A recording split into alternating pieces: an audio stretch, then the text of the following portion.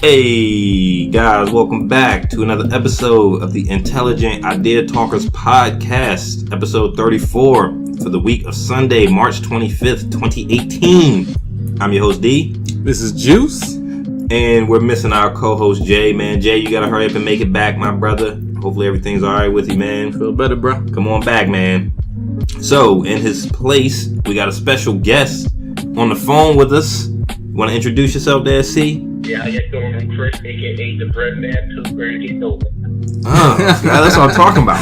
The Breadman. Breadman, Pillsbury, the dough man. I like that joke, You know what I'm saying? The Pillsbury, the dough man. I like that joke, man. Breadman, Pillsbury, the dough man. For real. So I'm talking about Breadman Escobar. You know what I'm saying? And he's joining us on the phone all the way from San Antonio, Texas. San Antonio. Sheesh. What's the weather down there today, see? It's 85 down here. Damn. Man, In like, March? Jesus. It's like 42 degrees up here, dog. The wind blows, it's chilly than a mug, man. Man, y'all gonna be tan in the mug out there. For real. So y'all 85 degrees at the end of March? What's it gonna be at the end of July? 104? Yeah, probably go to the 90s. Dang, man. It's crazy. It's too damn hot, dog. Do you ever miss the I cold love weather? What's the coldest weather you get down there, see? The coldest? Maybe at the lowest, maybe 30 degrees. Damn. Alright, it's been like an average of 30 degrees around here for like a month, dog. Yeah, it snowed on the first day of spring out this jump, man. I'm about to feel like we in Canada out this. I think that was the last good snow of the season we're gonna have in Woodbridge, though, or in Northern Virginia, should I say? Yeah, that's the last good snow we're gonna have. I'll tell you something. On my birthday this past year, it actually snowed on my birthday. on Texas. But the only time I saw snow down here is San Antonio. What was it? Just like a quick little flurry? I know nothing was on the ground. No, it's not.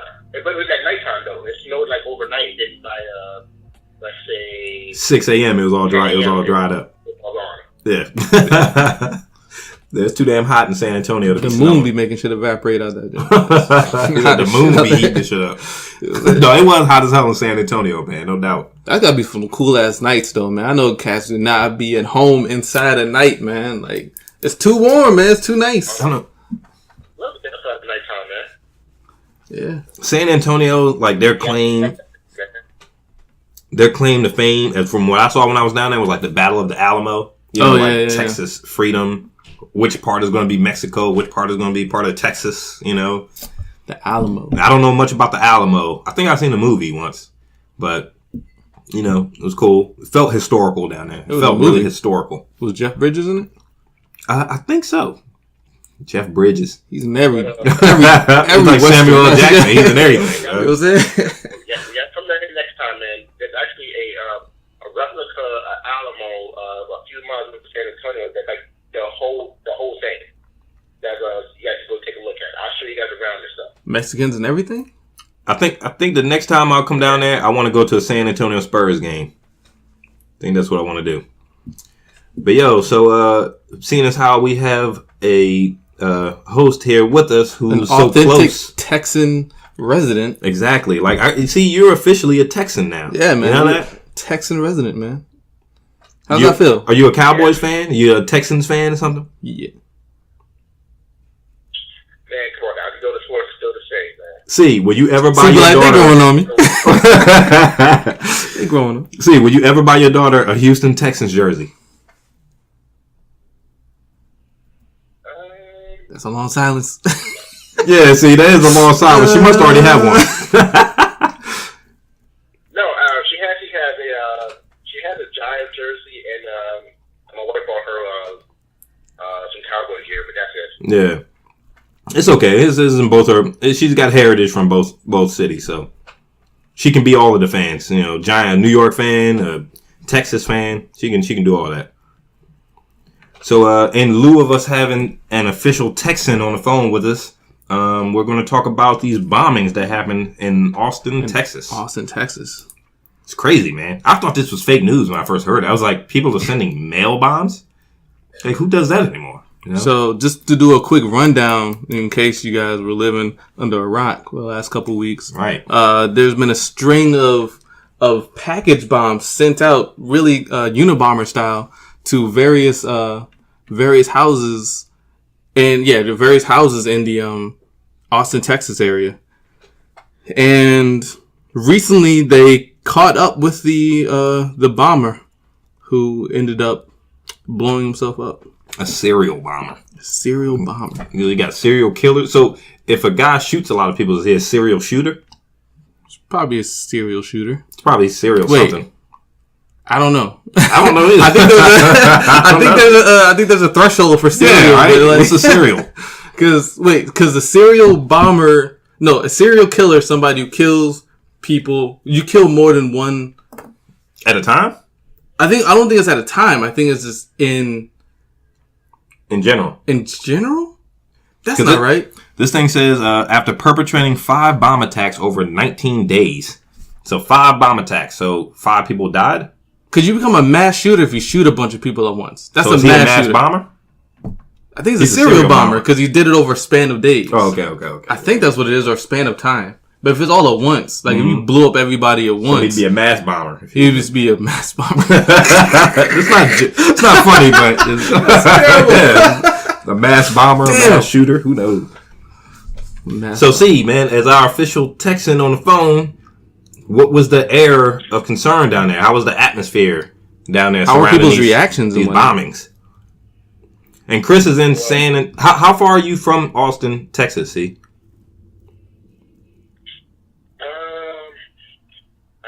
I know we're less than 100 miles from Austin. Right. That's mail delivery. Like from Woodbridge to Richmond. It's about that same distance. Usually 45 minutes or an hour drive, depending on traffic. So it's not that far from us to drive up there. I remember GPSing it when we were down there because we were about to drive to Austin. I remember that. Whew, thank God you didn't. Yeah, we decided not to. Well, this was years ago. We would have got blown up. Not yet. So what were people's reactions down there? See, like, was there like an air of concern? Was it? Did you see a larger police presence, or see like, or people like how were people talking about it? Okay, so when we heard about the first bombing that happened out there in Austin, it was also during the time of there's a festival down here in Austin. I believe from like March 9th to the 15th, and it's called the South by Southwest Technology. Right, I heard about that. They have one of the big players down here, Mark Cuban, the owners of the Dallas Mavericks, Elon Musk, the owner of Tesla and SpaceX. He's down here doing various conferences, various appearances, speeches, all that. Mark Cuban, the same thing. So a lot of people that do technology, they go out there, they have a good time, exchange information, networking. Mm-hmm. But also you have concerts down here too. Like I believe I forgot who it was. Like A$AP Rocky was out there as well. Like there's a lot of shows out here too. So it's a very big event that happens. Even what was it? Not Jimmy Fallon. I forget who the other guys are, but he has some talk shows like Jimmy. Shows. They actually come here and actually record their shows. Colbert during the Southwest Conference. So it's I think you mean Jimmy Kimmel. See, I don't know. Yeah, Jay Leno. We thought it was like a. What you doing anymore? Like it was a terrorist attack because who's gonna try to do a bombing down here with like all these big players down here making appearances, talking about money, all that stuff. Right. They were like, okay, who's doing it? But then over time, with the more bombings here, what's coming up, that you had a few people killed. What was it? It was Black American, Hispanic American. They got killed. So we didn't. Okay, this is It was two black men. It was a teenager and a man. That actually injured some people. This person actually created a tripwire for it. So in our minds, we're like, okay, hold on. This guy could be a bomb expert. Like, he knows how to create these bombs. He's like a tripwire. That's the thing. They said that tripwire was way different than the other bombs, and that one was considerably more technical or more more of a technical kind of bomb to make than the ones that were being delivered. And that when those people rolled over the tripwire that injured, luckily didn't kill them, but it injured both of them. Like that was, and it was kind of took away the whole aspect or idea that this was a racially motivated bombing. Because remember, the first thing people were saying was like, "Oh crap, he bombed two African Americans at first in 2 different locations, and then the third one was a Latino woman or a Mexican woman." And then we were like, "Okay, well, everybody." Were speculating, like the police didn't make a definite announcement that they were targeting black people. Yeah, it was targeting black people in particular. But and it's weird the way the news can skew the narrative, because when I heard the first 2 bombings were black people, that's the first thing I thought was, damn, they're targeting us with bombs now. They're sending bombs to black folks. Like, I mean, like this is getting crazy. This is getting ridiculous. I didn't hear that on the mainstream news though. Like I heard it on. I don't know if I heard it on mainstream news or Facebook or something, but. I remember after the first two victims were black, that's my first thought was, damn, like, because I think the title to the article, whatever I saw, was the first 2 victims are black. Is this racially motivated or whatever? I was like, they're bombing black people now, man. Damn, like, that's what is going on? I have more questions about that because, all right, if the bombing that threw that off, it was because the first 3 bombs were sent to minorities. First one to a black man, second one to a black family where the 17-year-old teenage son got killed, and the third one to a Latino woman's house. And then the 4th bombing was a Tripwire, which was, as they said, was significantly more complex than the other package bombs. I'm like, they said they think it was the same person, so I don't know. I'm not even involved. But was it the same person? Could it have been?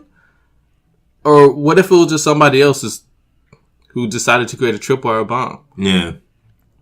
I mean, I don't know. We'll never. Yeah, I know. It was even crazier. Like the 5th bomb that actually was down. The 5th bomb actually exploded in at a FedEx facility, right maybe 20 miles away from San Antonio. Right. It did say it was close to San Antonio. They said that was the first time he had tried FedEx for shipping a bomb. Yeah. What this bomber that he did, he did everything. Okay, so let's just say I'm playing devil's advocate on this one. Okay, when he created these bombs in the first place, he did everything he could have to not be noticed. Right. This time around, he did the dumbest thing he ever did to get himself noticed. He basically parked his vehicle in front of a camera, one of those surveillance cameras. Right. Walked to the FedEx port and basically dropped the package off. They have go to the facilities in in Shelby, Texas, which is not far. No, Source, Texas, which is not far from San Antonio, to be sent back up to Austin. Just like and left Austin just to go back to Austin, but the bomb actually exploded in Source, Texas, which is to me like wow. Yeah. And that's how they figured him out, because they found his SUV and his face on those cameras at the time when he dropped the package off. Right. All in all, it's so crazy, man, that in this day and age we have another Ted Kaczynski, man. We have another Unabomber. Like, and the thing about Ted Kaczynski, I don't know if you guys know, but I don't know if he surrendered or I think he got arrested. So he's still in prison, I think. But this guy ended up, the way he ended this is kind of a thing that makes me think this is a politically motivated thing, right? Or if not politically motivated, ideologically motivated. Because he ended up blowing himself up in his car. Right. So the only way I can think of people who are willing to go that far are people who have some kind of ideological position in which they hold higher than themselves. Live by the bomb, die by the bomb, I guess. I mean, it's like a suicide bomber almost. Yeah, exactly. Right? Exactly. Like that's the next thing you think about. Oh, okay, well, if I'm going to blow up, I'll take myself out and I'll take whoever's around me with me. Mm-hmm. So when the police approached, like he exploded the car. Could you imagine that crap, man? Opening a package from FedEx and some skin gets blown off your face? Like, I don't even know how the people who survived the bombing, like, how do you survive a bombing? You know? Like, after the first two, they said, The third woman survived. Yeah, right. It said killed 17-year-old Draylon Mason. He was the second victim, right? Yeah. And the first one was a 34-year-old man. It said his mother survived the bombing. The neighbors saw her in the yard covering her face with her hands and brought her blankets because the blast had ripped her clothing off. Jesus. I said, "Jeez, so man. It blew her into the yard? What is going on? I don't know. Maybe it blew up and she ran into the yard, or shit. I'm not sure." The thing is, these were powerful bombs, man. Like, they weren't little pop explosions. These things were. Let me see. It said they filled it with nails and shrapnel. It appeared to have been hand-delivered rather than by any courier service. The bomb detonated when the victim brought it inside and opened it. So I'm not sure if 17-year-old Draylon Mason opened it or if his mother opened it, but how do you survive a bomb blast, man? That's crazy. Luck, I guess. Wow. So, see, like, were people talking about it, like, in supermarkets? Like, was it like the sniper shooting up here a couple of years ago? Yeah. I mean, you know how people were kind of scared and it was on everybody's mind. Yeah, and it's just crazy because you don't know when the package is going to be delivered to your house or even how. Right. Yeah. So when the guy delivered the package to the front door, he just left it there and walked off. And what's crazy about it too, Amazon actually does that when it comes to my packages. They'll just leave it there, drop it on my front door, throw it in the doorbell, and leave it out. That shit pisses me off. So they did it on the other week to me. And I might get a notification on my phone saying, "Hey, the package was delivered," but sometimes I don't even get that. I don't get the notification. Hell no. So, they don't give a fuck. Anyways. Yeah, so that don't piss me off. The day that we found out that the bombing happened at the FedEx facility, I was getting, my wife was telling me, don't open no packages if they get delivered to the house. My father-in-law, he called me as well, say, "Hey, is y'all okay down here?" My mother-in-law told me, "Hey, watch out for the packages." And I'm like, "Okay, no problem, we'll be good." Next thing you know, I have to look outside and a package at my door. So he wasn't trying to fuck with that package. Yo, kick that joint to the bushes.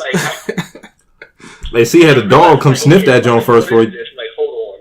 So, but honey, did you order anything? it was like, oh, okay, this is actually from one of my from my business and stuff. So like, okay, let me just leave it outside a little bit. Actually, turn the hose on and like I wet the whole box up. It's funny. It's funny when you tell the story, see, but those kind of precautions had to be running through everybody's mind because the mail comes daily. You know, it is like when you hear about people getting packages at their home and getting blown up. You remember the anthrax thing a couple years ago? They were like, "They're sending anthrax to the mail, right?" And people are like, "Oh man, there's not going to be any anthrax in my freaking mail when I open my letter," you know. But you were thinking about it, you know. Like, people was not opening bills on purpose. Right. Just like, I don't know about this, man. AT&T, I can be blown trying to poison me. Wow. So I mean, that was on everybody's mind, huh? Like supermarkets, everything, man. Anytime you get some mail, it's like, especially with these incidents happening so close. I mean, like you said, Austin's only an hour away from where you are. You ever mess around and like order something online and you forget that you ordered it or something? Mm-hmm. And it's just like, you don't know, and you just get a package at the door like, wait, what the fuck is this? Like, get the shovel. It's scary, but it can happen. Like, random crimes can happen. They said C said he hosed that job. Hey, C, so you wet it down real good? Pause. Oh yeah, I sure did. Hey, C, so did you have the setting on shower or you had the pressure wash? They do a little spray. Pressure washer. Yeah. How close did you do it to your house? You roll that joint to the street. With the pressure, just push that joint to the street. Hey, see, so wait a minute. That is funny. All right, we can't just harbor this. Yeah. I feel you though. He sprayed the package down there. Oh man, dude. It's funny when you tell the story, but it's like when you're living in there, it's like, man, you know, it's even like that whole Parkland shooting a little while ago. Like there's, you know, when you're not on ground zero, it's hard to really kind of fathom and imagine like what is actually going through people's minds if you're not in the vicinity of what's happening. You know, it's hard to fathom, man. Let me see. So that was the first 2 bombings, right? So there was one bombing that killed the guy. First blast. He killed the guy in North Austin. So the second bomb. So there were 2 bombs in one day. The first bomb took out the 17-year-old kid and injured the mother. There was also another bomb that same day. That's the one you were talking about that injured the Latina woman. So my question is, so he at the end, right? 75-year-old Latina woman. At the end, he wow. After the Tripwire bomb, then he delivered that was the 5th package, right? I think it was after the Tripwire. It was 3, and then there was the Tripwire bomb, and then he went to the FedEx where he delivered the package, and then that's where they caught him on camera, I think. My question is, where did the last two packages he sent, one that he delivered and one that got blown up in the FedEx facility, where were they addressed to? Where were they going to? Right? Like that's my question. Because if they were going to other black families, then I would make the argument that the Tripwire bomb wasn't this guy. Well, it definitely doesn't say where the packages were going. Yeah. They didn't release that info. Mm-hmm. But it makes you wonder, though. I was like, if they were going to other minority families or the minority homes, like, and like, how was he picking these homes? I guess if you leave a bomb on the side of a road, you don't really have a definite victim, right? You just left a bomb there. At one point, it was reported that the first 2 victims were related. Mm-hmm. Like, they were related by like an uncle or something. Like, they were related within like the cousin range, right? And then the mold totally got broken open as far as the racially motivated with the bomb that got left on the side of the road. It said that 2 white men, 22 and 23-year-old. They hit the tripwire. They rolled over, I think, with bicycles or something. Were both injured. Man, that's crazy. That's wild, man. But yeah, I don't know, man. Who knows, man? Just try to stay safe down there and see, man. Definitely. And keep spraying down your packages, man. Yeah, just keep doing it because we don't know, man. Yeah, there's some scary stuff. It's wild, man. And it's not like it can just happen in one part of the country or another. I mean, that's something that can happen in a nice neighborhood, in the ghetto, and, in Texas and Virginia and anywhere, man. I mean, everybody gets the mail. Everybody gets postal deliveries, especially in this day and age of the internet and shopping. It's like, man, they're blowing people up through FedEx. Like, it's crazy. Doesn't FedEx have things to like squat? I mean, I know he hand delivered the first 2, but how did that bomb even get onto a conveyor at FedEx? Like, they don't have screening? They don't have like dog sniffers at the entrance? No. I've never seen one. I was at FedEx today. Nope, I didn't see no dogs. It's weird, right? I mean, because like... But like, how often do people deliver bombs? Like, it's pretty, or at least like rare. Bomb making ingredients. I don't know. Shit. Here's the thing, though. Like, the way the bomb went off at the FedEx facility, something happened. Like, if that joint was marked fragile, they were shaking that shit up because that joint definitely went off, right? Right. So maybe they start staking shit up on purpose, even if it's fragile. They're just like, make sure your shit's packed very well, people. Let me shake the hell out of this. They about to bomb test your fragile packages after shit. Well, see, man, I'm glad everything ended up okay with you guys, man. I know when I first heard the story, and with you being in San Antonio, I know how close Austin was to where you were, man. So definitely, just glad everything is safe with you guys down there, man. Yeah, everything's working out good down here. Actually, definitely blessed that. Blessed that the situation is now under control, and he's trying to do some stuff that's getting captured. But I'm also glad that it's big as it is now. It could have been worse, Right. Yeah. I mean, he could have blew up a school, or God forbid, or a retirement home. Yeah, I mean, bad thing that he was only 23, so yeah. So that's something like this happened with 23. Like, is this like? I'll tell you why. Was it a mental illness? He was homeschooled. Really? Yeah. In some cases, homeschooling would almost be better than public schooling, though, right? Like, I don't know. At least homeschooling, it might not teach you how to be social. I know. In a social setting, but at least you can, curtail the lesson plans and what you want your kid to learn and not learn. Like it makes them weird and like makes them. So what's the? Everybody talks about the lone wolf. Yeah, like, who's more of a lone wolf than the homeschool kid? Right. I mean, not to knock it. True that. I mean, but yeah, you want your kid to be social and learn how to function in society, especially socially. Maybe public school is good for that. But you remember, man, what was I just about to say, man? Remember back in the day, because I saw some pictures of one of my coworkers, and they went to Monticello, right? And that was the house of Thomas Jefferson. Remember back in the day how, like, going to Mount Vernon or Monticello, on a field trip in 5th, 4th grade, 6th grade, that would have been the shit. Like, oh, snap, I'm going to Mount Vernon. This is cool, Like, so with that level of homeschooling, I would try to instill in my son now, like, yes, Monticello is a cool place, but they own slaves in this mug, okay? Like, that's the kind of, homeschooling that would be good for that kind of thing, where you can kind of tell the truth about certain situations. Like, if I went to Mount Vernon now, all I would be able to look at is, like, the slave shop. Like, man, they ran slaves in out of here. Like, what kind of games did they play? Yeah, George Washington used to sit there in his rocking chair, but yeah, slaves go make him a sandwich. You know what I mean? Like, so it's weird, man.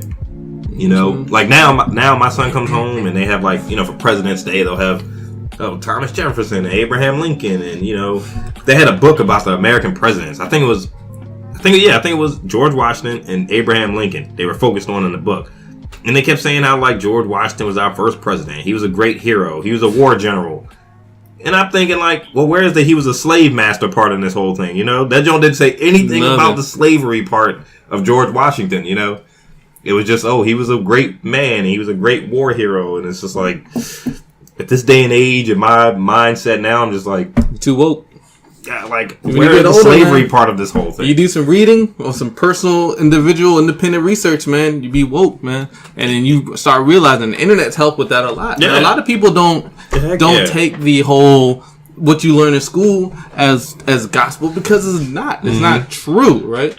And that's the thing. Like, the school's always been a tool for indoctrination into what it might have elements of truth in it, but it's always room for more truth. But here's the thing: like, there's large, vast swaths of people who don't ever question it and don't ever read anymore, who don't go on the internet.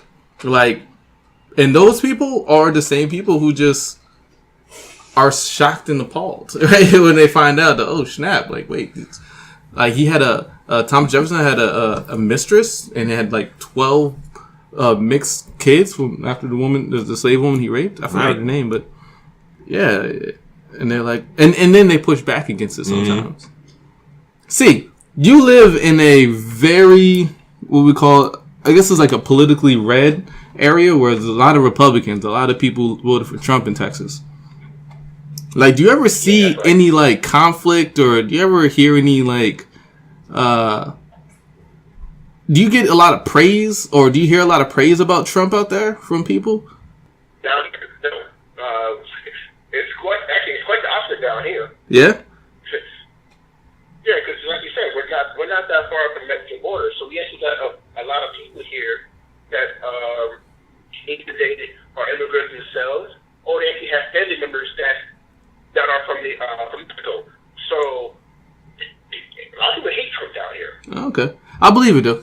Because I imagine you probably roll with a lot of the brown people, more or less. Right. See, and what you that I hang around with that have a Mexican background, the Latino race like that, they've been cool with me from the beginning. Like, they show me love and everything. Right. Right. See, and with you being so close to the Mexican border down there, like, when he was talking about that whole wall thing, like, what did you hear anything? They were bad. Yeah, I bet. Like, because I mean, I remember visiting San Antonio, and there is a large Hispanic population down there. Like, that's mostly who I saw in San Antonio. Like, it was a lot of black people and a lot of Hispanics. This man C had the plug right across the street. Definitely some Hispanic dudes. Definitely. There's like a whole house and yard full of Spanish people right there. The plug. And C had the plug right across the street. Right? Yeah, man. Yeah, I bet they were mad, man. So how did Trump do so well in a state like Texas if Well, because that's San Antonio. If he had all this hate talk. Yeah, Texas is a big state. Texas is like the size of like a lot of European countries put together, man. Like there's a bunch of countries that could fit into Texas, man, on Europe. I forgot which ones, man, but they stuck Texas up to that. It was like France and like Scandinavian countries. You know what I'm saying? There's a whole bunch of little countries stuck in that joint. Out here that's undocumented. So as big as this state is, and a lot of Latinos down here that do not like Trump, they're gonna have the ability to vote because they're undocumented immigrants. Right, that's true. That's true. You guys are ridiculously close to the border, man. I couldn't believe how close to the border we were. I said, man, I couldn't believe how close to the border we were, man. It was wild. Dang, see. Well, that's crazy, man. Hey, look, see, we threw out a suggestion for the Intelligent Idea Talkers podcast. We're going to change it to the Trump Idea Talkers podcast, but fortunately, our co-host Jay shot that idea down. So that's crazy, man. Like, I couldn't imagine opening a package to my house and blowing up. Like, little things like that you don't even think about. Like, you just go to the mailbox. So the question is this guy a terrorist? I would say so, yes.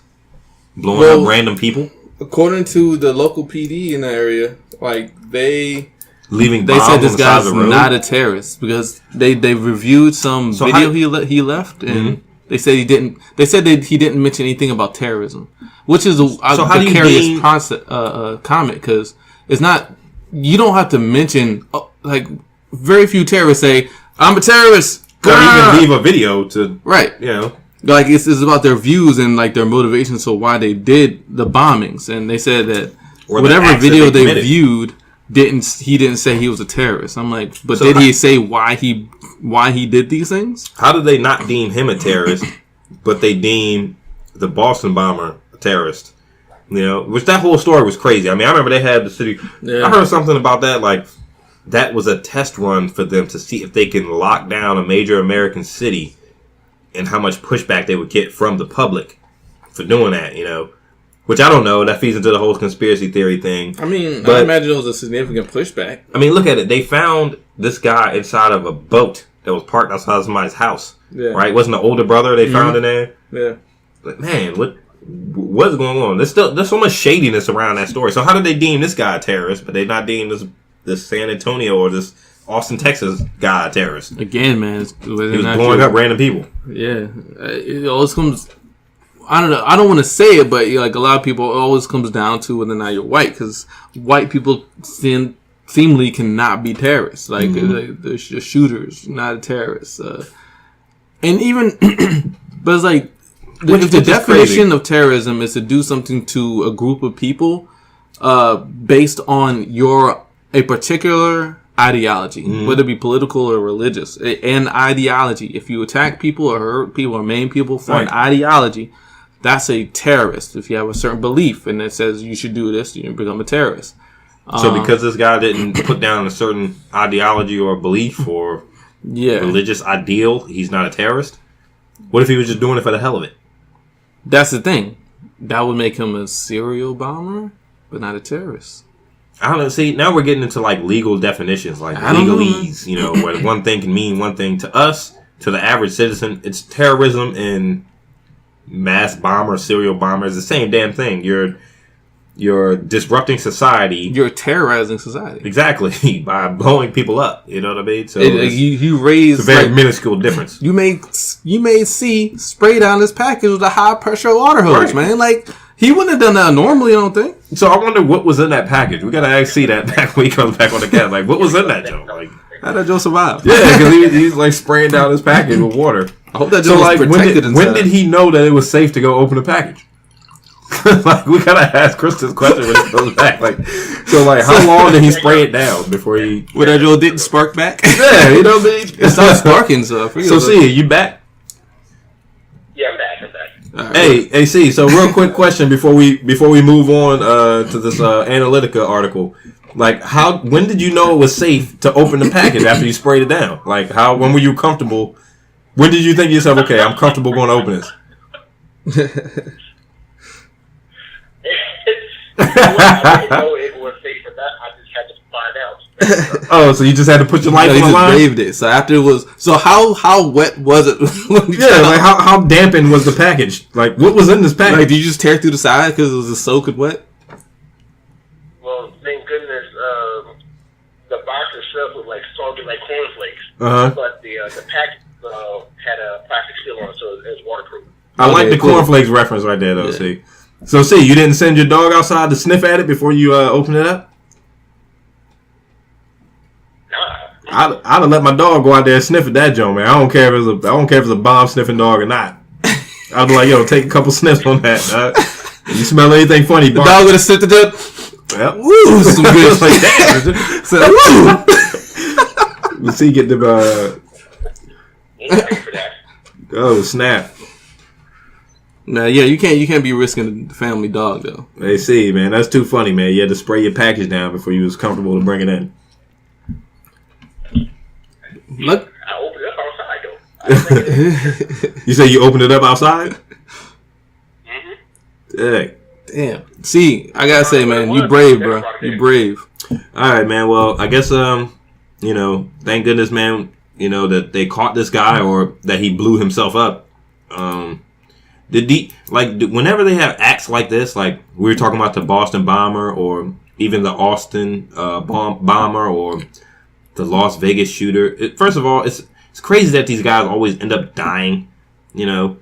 Like besides the guy who's a Dylan Roof who shot up the church in South North Carolina, like most of these guys who commit these bombings or acts of terrorism or shootings, they always die.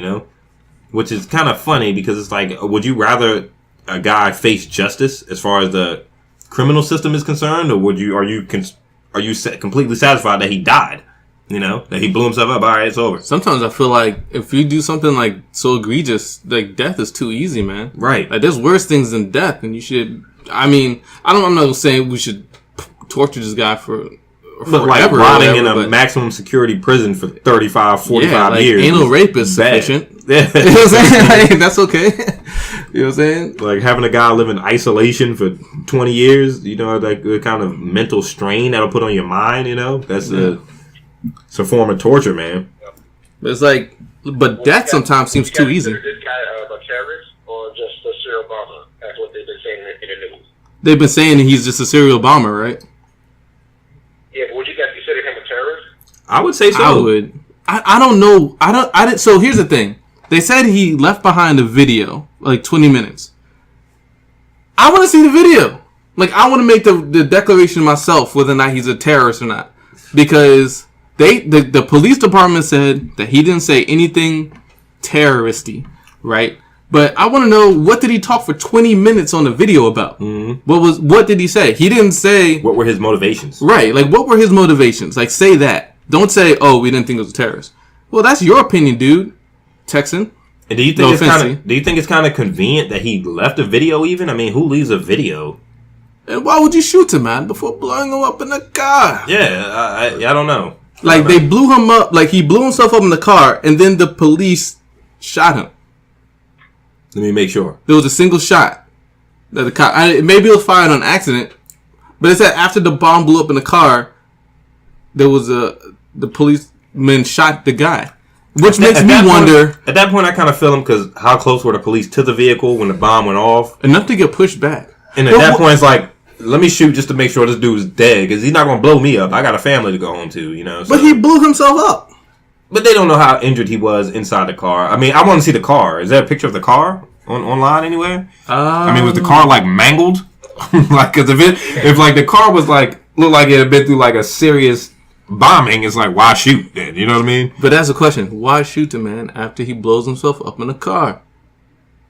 Well, actually, I'm looking at the photo right now on CNN, and from the overhead view of it, it don't look like a bomb did that much damage to it. To the vehicle. So I can see why they want to continue to shoot the car. Shoot at the car.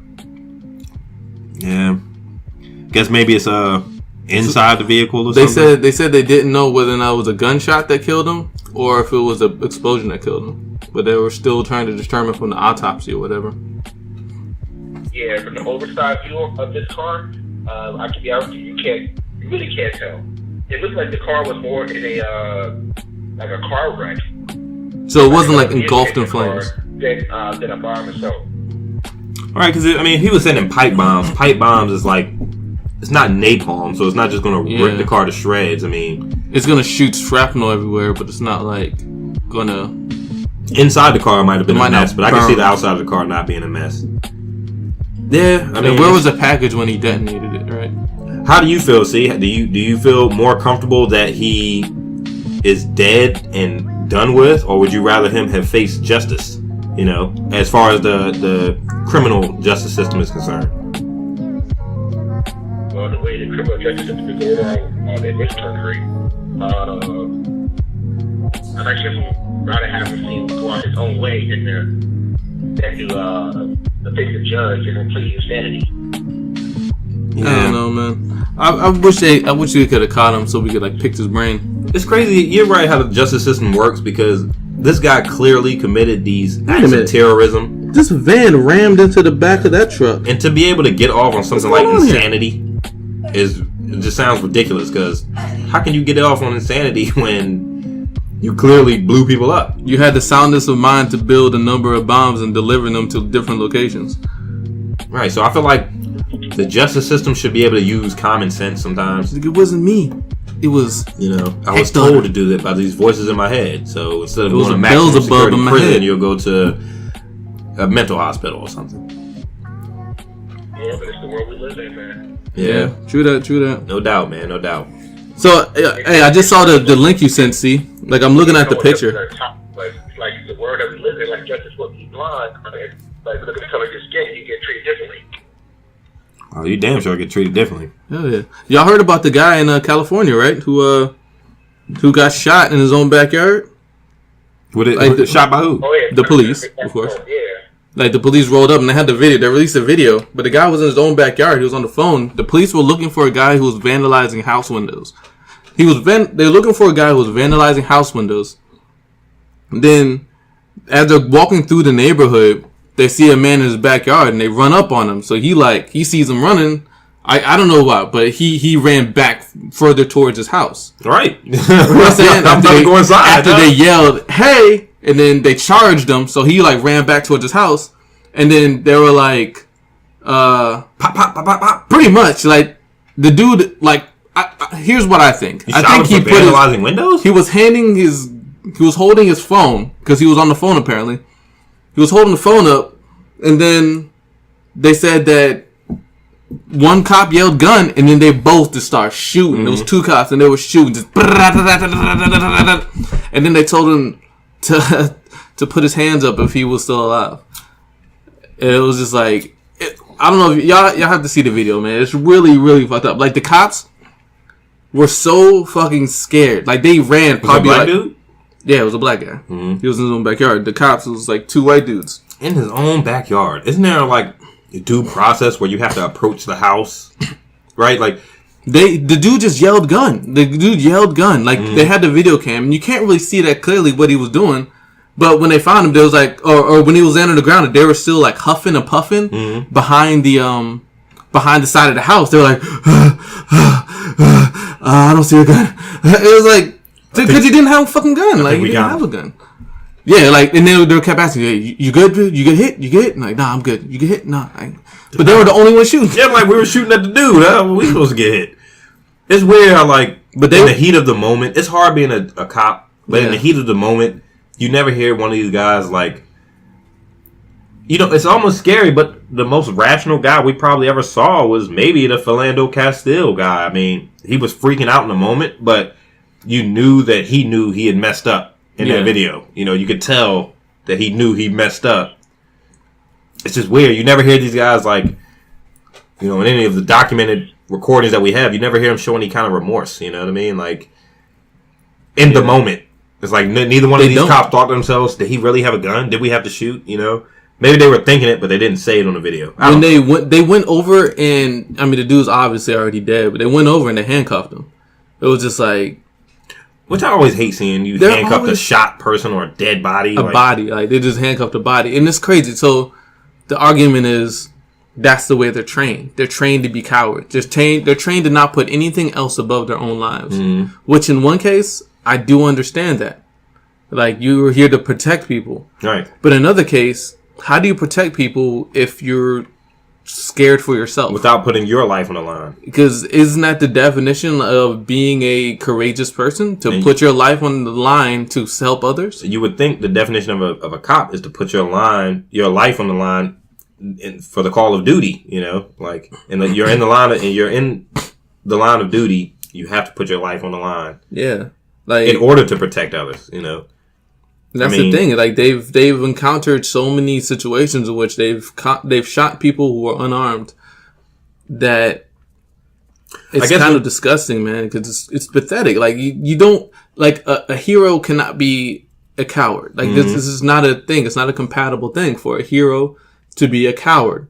The hero is only a hero because he's willing to put his life secondary to the life of others. Mm-hmm. And even if it's a case in which you're hunting down somebody who's been a vandalizer, you have to make sure you're attacking the right person. Exactly. If you're attacking the wrong person, if you're shooting the wrong person, then again, you failed in your duty and of being a licensed hero, because that's what cops are supposed to be.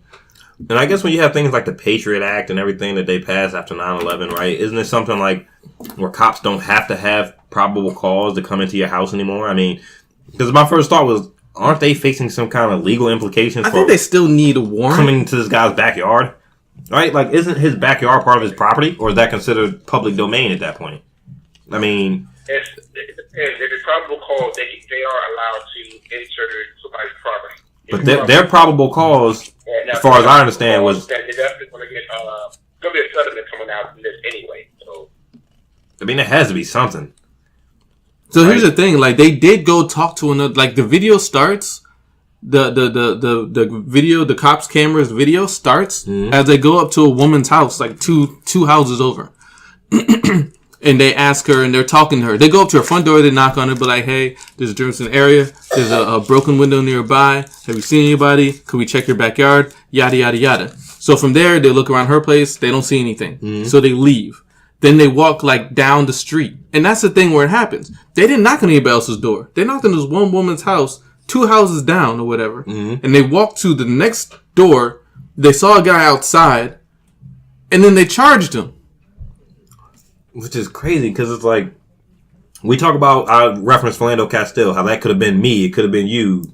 It could have been you, see, you know, just riding along in your car, you get pulled over and shot because you're already under suspicion because of the fact that you're black, because of your skin color, you know. First off. And I've said this before, like, being a black man in America is kind of different because we feel the racism. When it's there, we feel it, you know, because you're kind of the point of emphasis as far as racism goes, because you know, being the man, you're in the position of strength traditionally, you know, and we have to protect ourselves from black men, even more so maybe than black women, because women aren't seen as, you know, maybe the warriors or the you know, the big bads of the race, you know. There was an article that came out, and plus they're women. Women are seen, especially to oppressors, maybe not as much of a threat as a male, you know. That's why in the slave times, like, women were. Before Black Panther came out, and it's a whole different story. Yeah, right. Now Black Panther came out with black women are fucked. They can be scared of bald women. And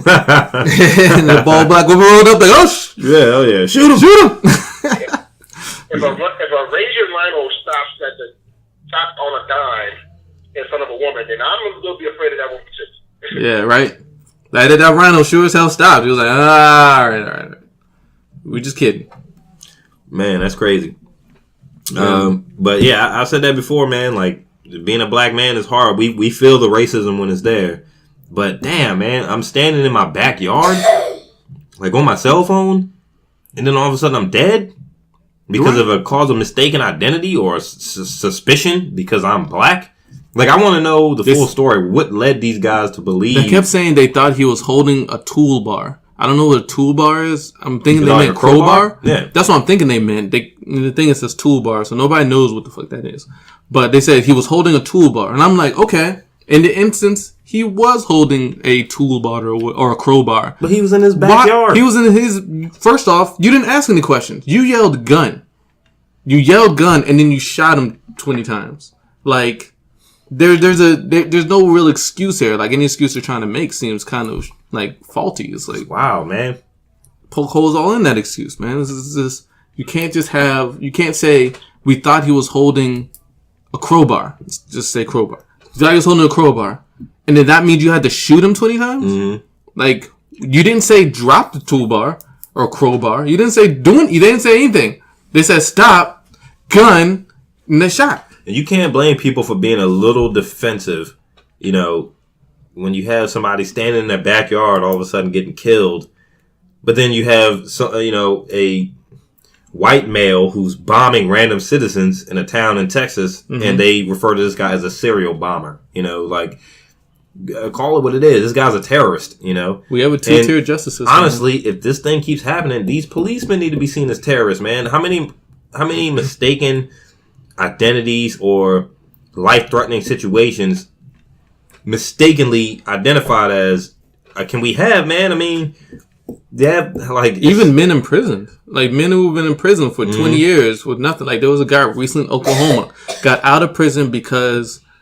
For a faulty trial, like it was like 20 years later, and I think it was Oklahoma or Kansas. Anyway, they have a rule that says they don't have to compensate. Mm-hmm. So he was just they was like, okay, well, sorry, we'll let you out, but he can't sue. He can't do anything for any kind of compensation for 20 years of his life left. Like he went in jail when he was 17, and he got out like 37. Right now, how do you make up for that? How do you make up for those years lost for mistaken identity? In jail or wrong accusation or whatever. It's like you send a man to prison for 20 years. How do you give him 20 years back? Money is something. Which he's trying, but they didn't even give him that. Which kind of ties in. Even if you get like $100 million, you still can make him 20 years of your life. Right. It doesn't make up for that time. I'd rather have that though than nothing. Time is more precious than anything. Like we're never getting time back. The last year of all three of our lives, we'll never get that year back. So it's more precious than gold, really. I mean, it's time, man. We hear about these super rich people doing these what are they, like blood transfusions where they try to stay young. It's like a vampirism. It's something I heard about where like rich people do blood exchanges where they'll exchange their blood for younger specimens' bloods. It works, right? To kind of keep themselves younger. You know, it's time, man. Time is everything. And real quick before we... No, go ahead, see, my bad. Yeah, right. All right, you ain't getting it back. All right, and real quick before we jump off this topic, because we could even curtail this into the Bernie Sanders town hall meeting because they had a black professor on there. I forget his name, Michael something, who was talking about reparations at the end.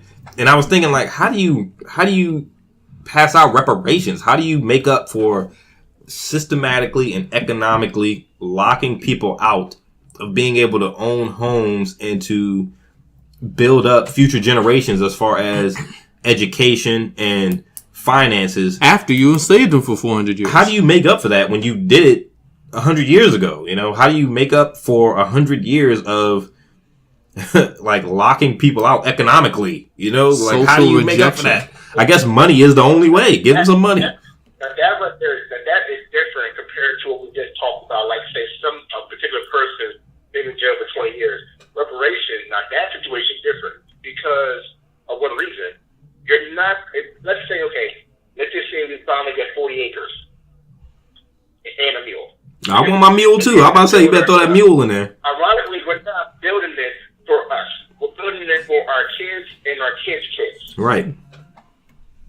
So I can see that we can finally make that happen.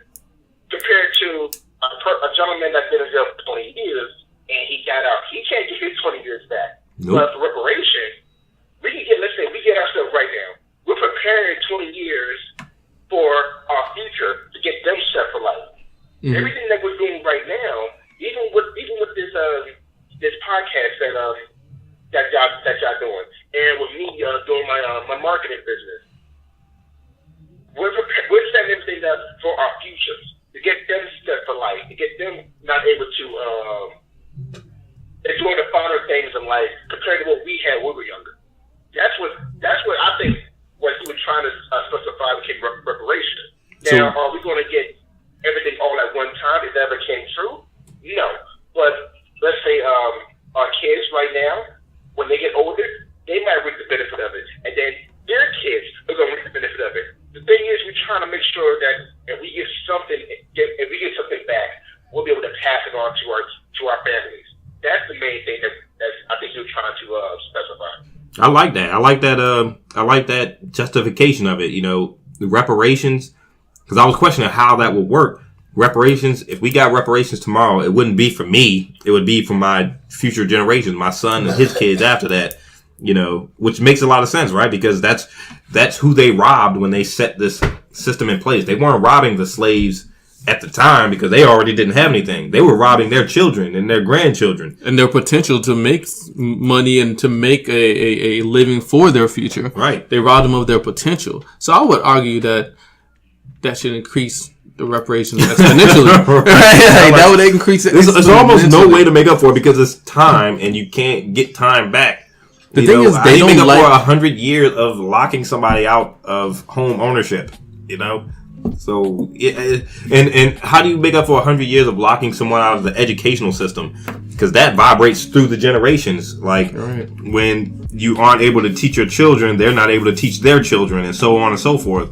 So then you have these generations of uneducation where history is lost. You don't know where you came from. You end up squabbling amongst yourselves because you kind of lose sight of who the real enemy is. You lose structure. You know, like people are on food stamps now because they weren't able to provide for themselves in certain ways. Right. They need knowledge, right? And so, one person. Once you get that one person that knows something, all he do is pass it on to the next person, and the next person pass it on to the next person. And like I said, we've been screwed for generations. As a Black American, we've been screwed since the 1600s. Now, this is 2018. And man, time is flying by too. But it's 2018. We have the greatest asset of knowledge we can use right now, which is Google, obviously. For us to go out there and search for information that we need to make ourselves, our family better. We just gotta go out and get it. And if we don't know it, somebody else gonna know it. And if they don't know it, somebody else gonna know it. So now we are able to search for that resource. It's up to us now to apply it. But what is it, right? Prime example of me buying my house last year. It was long. It was sometimes frustrating. But I had to go find some research. I was finding the information that I needed, and I would talk to the right people for me to be able to get my house. Was it fun? Hell no, was it fun. I was mad at everything. I was actually mad at the people that were trying to help me get my house. But when they explained it to me in a way that I understood it, it made so much sense. So now with this house, obviously with the mortgage and everything like that, once it's all said and done, I can do whatever the hell I want with this house. I could either sell it, I can run out to somebody, or I can just keep it under my name until I get tired of it and pass it on to my daughter. Right. True that. But here's a question though: it's like, what would have happened? What would have been as frustrating? Would have been as big of an issue if your great grandparents had houses that they were able to sell, right? Instead of being redlined, right? Like, would they have been able to sell houses in the better communities, right? Like, say the houses they were able to get were in the rougher part of town or dealing with situations like gentrification. Like, would it have been such a uphill battle for you if they had the fair treatment in which the white Americans had at that point in time? That's crazy, man. That is definitely true. I really wouldn't know because by the time my grandparents sold their house, I was still in high school, so I really won't know what they had to go through to get their house, let alone try to sell it. Mm-hmm. And like, let's say when you guys are ready to get your house and everything like that, I could tell y'all the ins and outs, but you guys need to know firsthand before you whole thing about buying a house. You know, like over budget or under budget in that situation. Right. It's kind of crazy, you know, especially speaking of reparations, but the thought of buying a home hasn't even crossed my mind yet. Now, it should be crossing your mind, though, Juice, because you're engaged, you know, you got a fiance, you got a, you know, it's in home ownership. It's in the talks. Yeah, it should be in the talks, but it's a scary thing, man. I know you were scared when you signed them papers, see? Like, it's not like, not scared, but just nervous. Like, man, I'm about to own my own house, you know? It depends on where your position is. Mm-hmm. When I had to find out how much to pay for the final deposit, I was crying. Oh my goodness. I never seen so much money left in my account at one time in my life. So that's why you was crying? Because all that money left your account? Yeah, I went to my bank to get cashier check so we could finalize the deal and everything like that. And we finalized the deal, and they told me how much I could pay for it. Oh, I was in tears. Mm-hmm. Yeah, I bet, man. That's tough. The thing is also the same company that I work for. She actually found out my job description, and she just laughed it off like, "You'll be fine. Your paycheck will cover everything else afterwards." So, but that's the thing. Like that depends on the position in which you're in, right? Like if you're in a position to be able to handle something like that, then it's plausible. It's gonna have that shocked and surprised as well. What was it? So like the average household income by race or ethnic. Let's see. For an Asian person, their average income is $90,752 a year. Okay. For a white Caucasian person, $79,340 a year. Now, what is this list? What is this list off of? See, where are you getting this list from?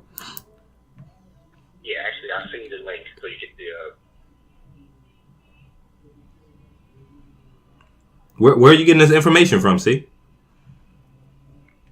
Now I'm getting the basic income from Wikipedia. Oh, okay. I wonder why Asians is higher. Is this in America? Probably higher earners and a smaller population. Another link as well that tells you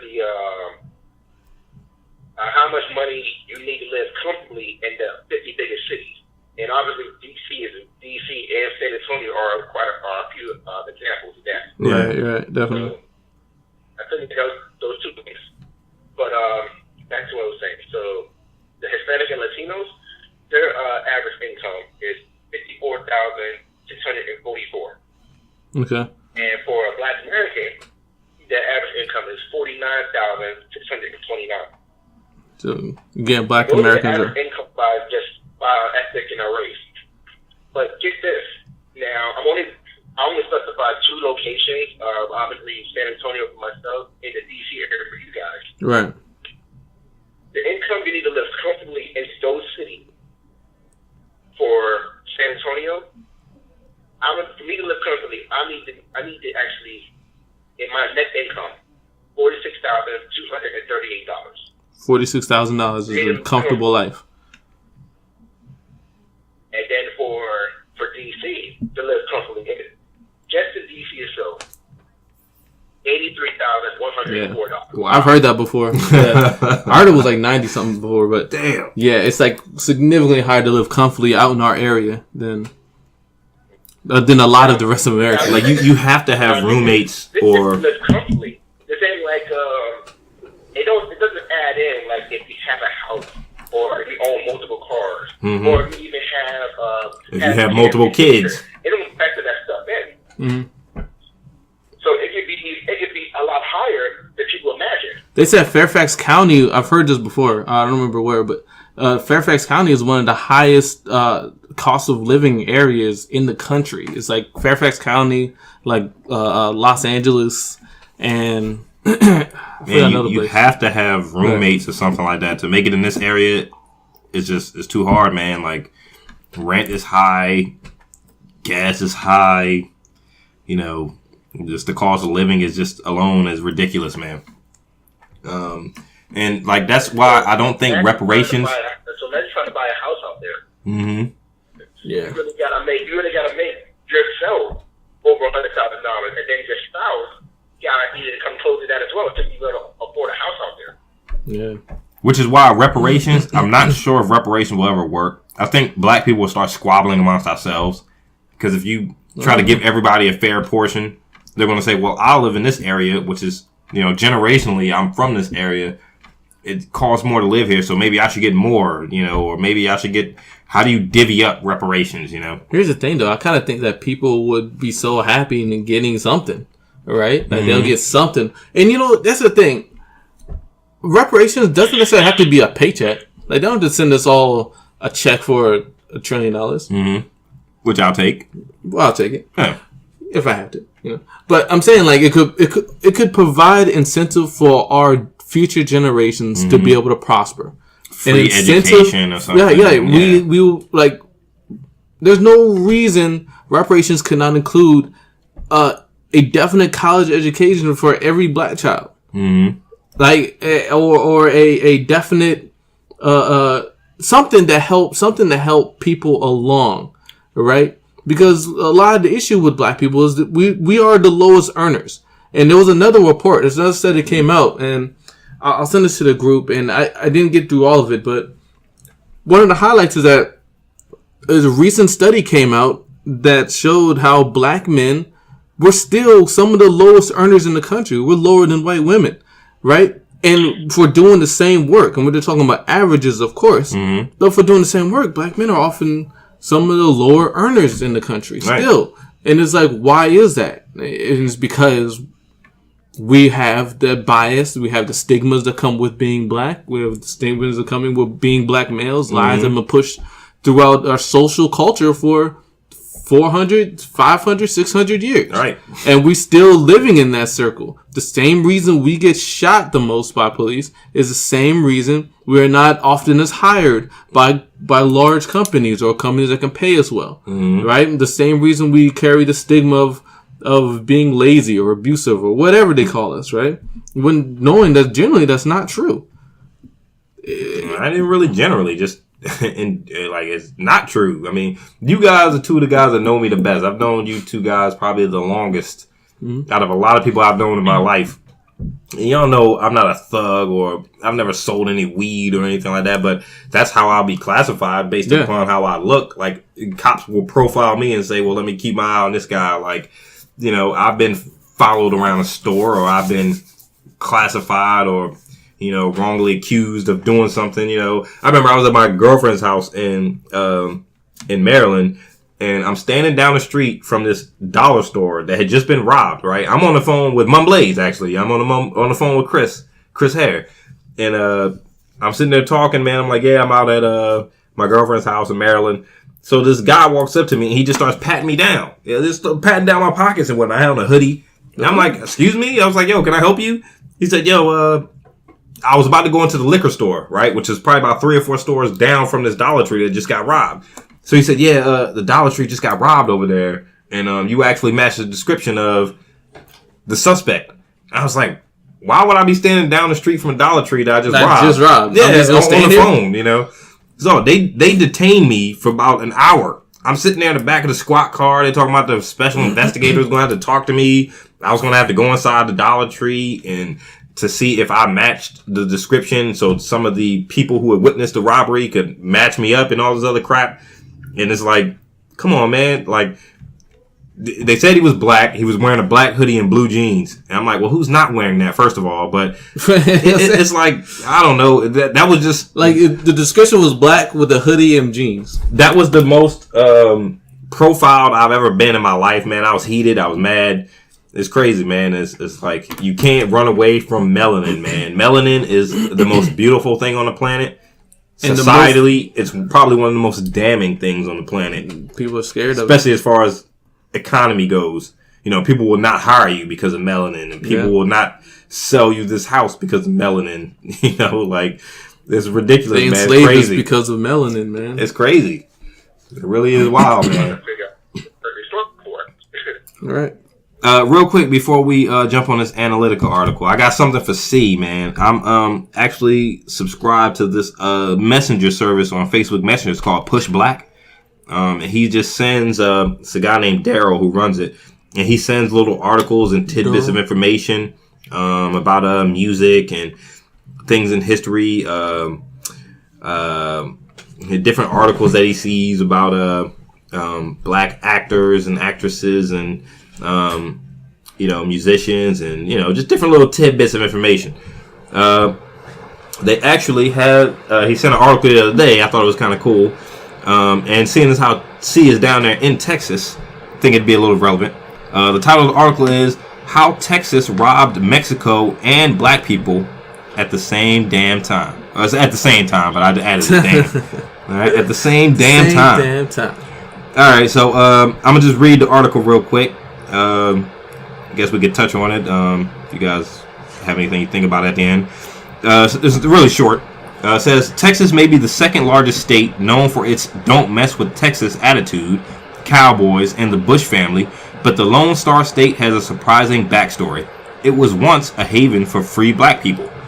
In 1824, the Mexican government enacted the General Colonization Law, which guaranteed land ownership to all heads of household, regardless of race. For black families, some of whom had first settled on the land in the 1700s, this was an amazing opportunity to acquire land and true freedom. But things took a turn for the worse when the Mexican government realized that all the white U.S. settlers were isolating themselves from the rest of the population and refused to be naturalized as Mexican citizens. Basically, the Mexican government said that whoever settled the land would be free and own the land, but a lot of the U.S. settlers were settling in places where they were not recognizing Mexican law. So they weren't recognizing the fact that Mexico granted land to these black families. They were running roughshod over these families. The Mexican government also noted that white U.S. settlers blatantly ignored their slavery reforms, which included a ban on selling or purchasing enslaved black people and required that children of those enslaved be freed at age 14. That was the Mexican law. You couldn't sell enslaved black people or purchase enslaved black people, and that if you lived in this area of Texas, by the time a child reached the age of 14, they had to be free. So basically, the settlers weren't recognizing that. The white U.S. settlers. The Mexican government decided to ban immigration from the U.S. to Texas, leading to what is now known as the Texas Revolution. This ban had a grave effect on black people. Soon after the ban, Texas government officials established the Act Concerning Free Persons of Color. This gave free black people living in the Republic of Texas two options: flee or be sold back into slavery. That was enacted by the Texas government. So it's like, yo, if you still here by this certain date, you're gonna be sold back into slavery, or you better get out of town. Go to Mexico or crazy, man. Go somewhere else. After slavery was abolished, and this ties into reparations, right? How do you give reparations to the generation that came after these families? People who had land and that had the land taken from them. Land, who the land was taken away from them. How do you reparate that? And that happened all over the country, and that's basically the end of the article. My biggest problem is they should at least try. Let me see. One last part of the article says, the past informs the present.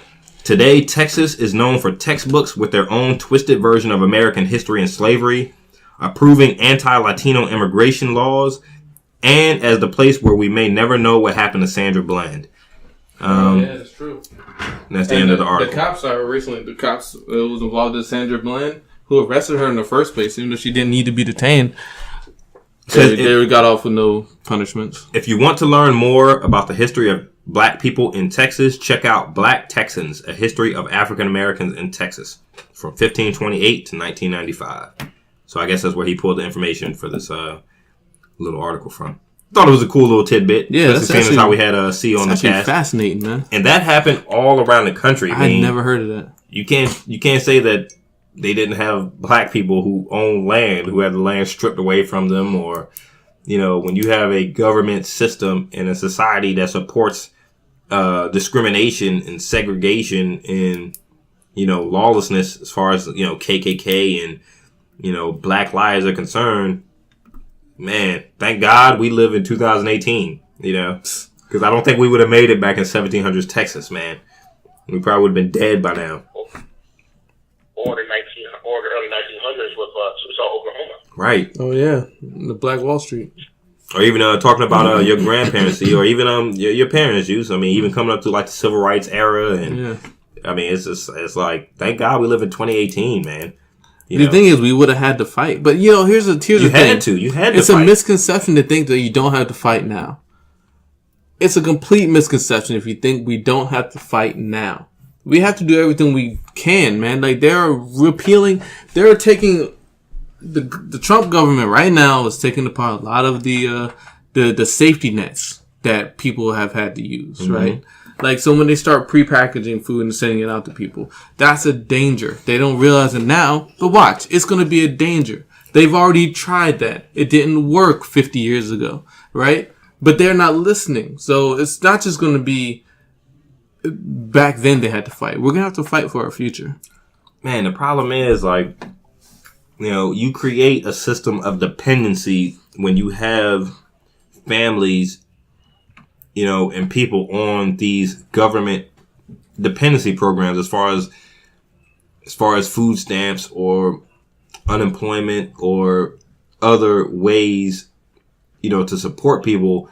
When you have an economic system that won't hire, somebody, so they have to depend on food stamps in order to eat, you create a system of dependency where these people expect to have their food stamps. They expect to have, what they are signed up for, regardless whether it's their fault or not. And on the other side of the coin, people will say, well, the American ideal is pull yourself up by your bootstraps, go out, get a job. Let me make a point on that. Pull yourself up by your bootstraps. It's just absolutely because I saw that video. So. I saw that video where that lady had those prepackaged foods or whatever it was on Facebook, and she was the Trump. You know what I'm talking about. So instead of the food supplement program, they're going to send you prepackaged meals. That shit look nasty. It did look gross. But here's the thing. You literally cannot pull yourself up by your bootstraps. You ever tried? It's something that can't be done. Nobody does it. Nobody's ever done it. All those stories they tell you about people who pull themselves up by the bootstraps, bullshit stories. They've always had help. They either came from locations, they came from people from family who had money starting them off. Trump will tell you he pulled himself up by his bootstraps. He'll completely neglect to tell you that he had $3 million? Generational wealth. Generational wealth, $3 million, and then his father's inheritance after he passed. They won't include that. They said, no, I did this myself. The pulling yourself up by your bootstraps is bullshit. There's nothing anybody can do in the world that you can do solely by yourself. Like, even Bill Gates, even, what's the other guy? Jeff Bezos? Whoever they are, they all had help. Oh, that's 100%. Sure. Yeah. They all had help. Like, they didn't create these systems by themselves. They had teams that they worked with. Where they screwed those guys in the end over, that's a whole nother story. But nobody started by themselves. And so, when we talk about food stamps, the people on food stamps, I hate we keep referencing the Bernie Sanders thing. This Bernie Sanders town hall he had, but they talked about that. They talked about people who worked in factory jobs, who after they got off work, they only made so much to barely survive. They still had to go and get food stamps. Even though they were working 40 hours a week. Homeless people have full-time jobs and they're still homeless. Exactly, still homeless. So we're dealing with the economic system. We're dealing with this economic system that's separating people from their actual wages, their ability to actually to make a living for themselves. Like, our grandparents and our parents didn't have this system. It wasn't like this. They were paid more. They said, I've read before in the past that if they had tied the minimum wage to inflation, like some other countries in the European Union do, that our minimum wage right now would be $22 an hour for minimum wage if tied to inflation. The fact of the matter is that we're fighting for $15 an hour. Which is crazy because it seems like minimum wage is a no-brainer, right? You give people enough money to live on, they'll spend more money. At least. Prosperous for the economy. If you're going to work, you should at least get this much. Exactly. That's what minimum wage is. I mean, it only makes sense. I don't even understand what the fight for it is. Like, I don't own a multi-billion-dollar company, right? But it just seems to me that a place like Walmart paying people $15 an hour it makes more sense. They're going to spend more money in your store. Like if you work at Walmart, you make $15 an hour, you're going to get off work and be like, hey, I'm going to buy some clothes and some food for my kids, Whereas now you might not be able to buy the food and the clothes. You go get the food stamps and you got to spend the money that you earn from the job on your light bill or your rent, right. Like it makes sense. If you give people more money, they spend more money. And not to mention they have a hiring practice which people don't get full 40 hours all the time. There's very few people who get 40 hours a week. And if they are paying $15 an hour, you're only working 10 hours a week or 15 hours a week. Right. That's still not, you still gonna be on food stamps. They full time is like a plague for these companies now, man. Yeah. They do not want to give no full time. Hell no. Because then you got to insure people. People want the benefits. It's like, it's just, I don't know. I don't understand the way business works. Seems like there's no common sense in business. All right, fellas, y'all want to touch on this? You have your own business. Yeah, true that. You got to understand it completely. True that. And then, Boyce Watkins always talks about that, man. Black empowerment, owning businesses, and, Yeah, I agree with that. You should have your own business if you can. I do too. But it's not for everybody either. So, you guys want to touch on this? Not for everybody, but you should at least have something to start with. It could be like, prime example, Mumbles or Chris Air. He was good at landscape. He gets started on landscaping business. Just have the name itself, that just means a lot, Because it's like you put your name is on something. Like, that's your brand. That's me. I own this. I own the rights to this name, and I can make a business out of it. It's just those small things that starts off to build it. So then when you become as big, and let's say McDonald's or Walmart, that's when you really start looking, okay, how much profit am I going to get when I pay people to be treated equal and fair? And some people that's thinking all about the money in their heads, or they think about, I just want to get paid this amount of money here. They're not going to think about the people that help them get that far up. So it's kind of like, the if you don't type of thing. Like you want to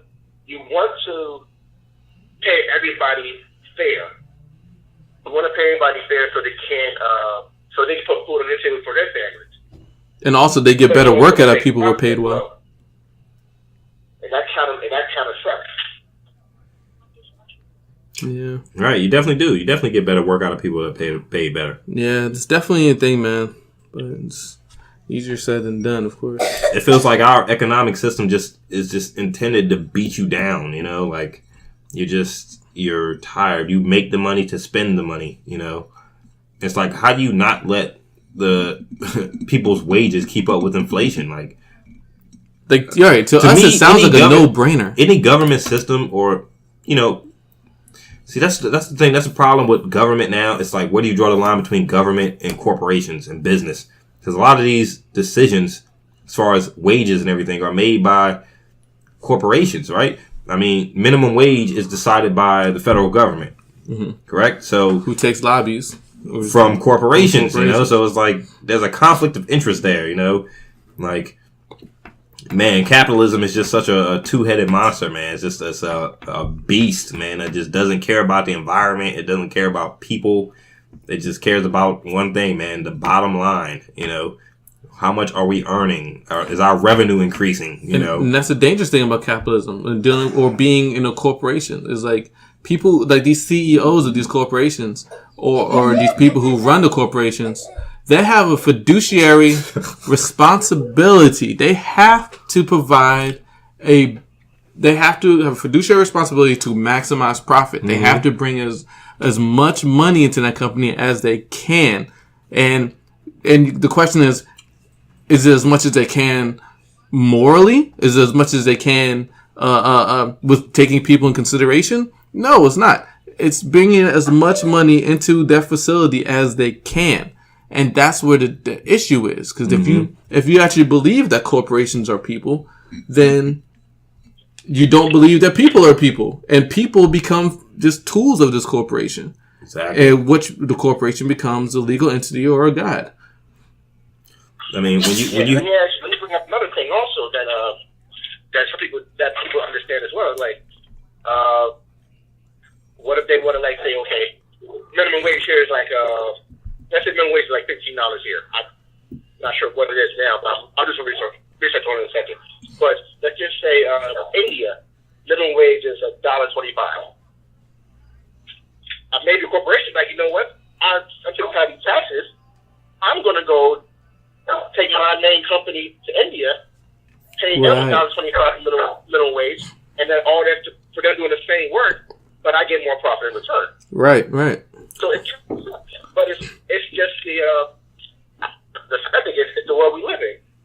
And that would be complete within that corporation's fiduciary responsibility, or the CEOs, to make that decision to, we can maximize profit this way. We can keep this much money this way. Maybe we can bring more money to our coffers this way by exporting our labor or our technical work to the Philippines or to India or wherever. Then fine, let's do it. We'll save that much money that way. Which is crazy because you're killing your consumer base. I don't know why we don't just talk about the Bernie Sanders town hall. Right. I've been trying to transition into this analytical article in this town hall. We might as well, because we talk about reparations and minimum wage and living standards and stuff like that. So, all right, we might as well transition into Bernie Hall. All right, Bernie Sanders. You want to set it up or? Go ahead. All right, so what was it, last week? I don't remember what day it was, and I don't have the article up yet.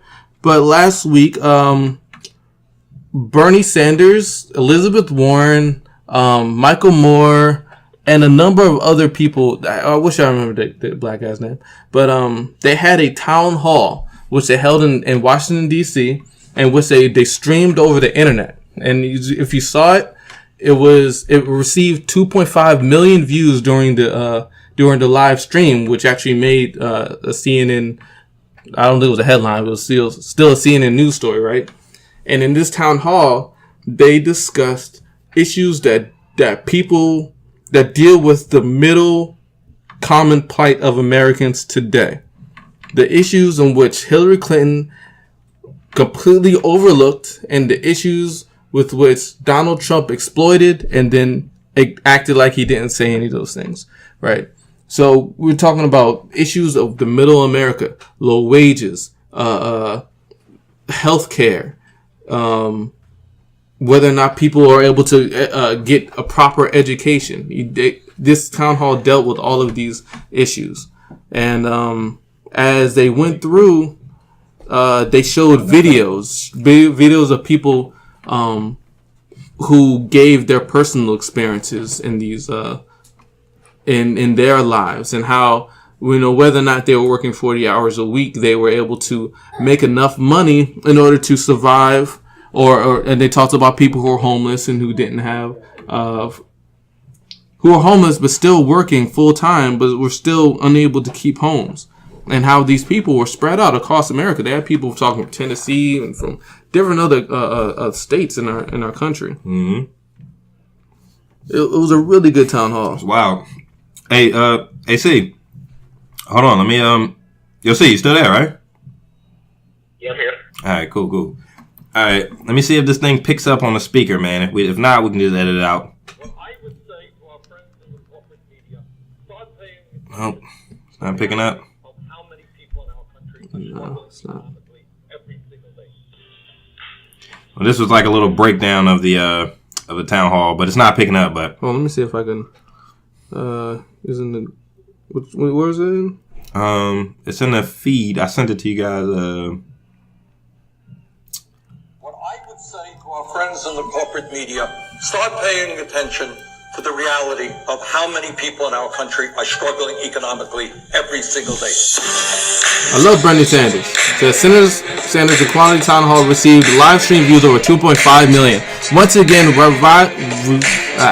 whatever. I missed it. Tonight, we are going to ask some question on issues that are very, very rarely, if ever, discussed in the corporate media. Remember the starfish and the clam? I know we dissected one or the other. Definitely the starfish. I grew up in Loudoun County, Alabama. I've seen raw sewers underneath mobile homes, honey traps, and prostitutes. You know, people who can't afford childcare, they can't afford health care, they can't afford to send their kids to college. And that's it, of course, for the clam. 44% of homeless individuals work. Say that again. I want everybody to hear that. President Trump comes out swinging. 3-day Twitter storm. All the shiny keys to distract us. That's what goes on in the media. He's the starfish's lunch. We should be seeing this.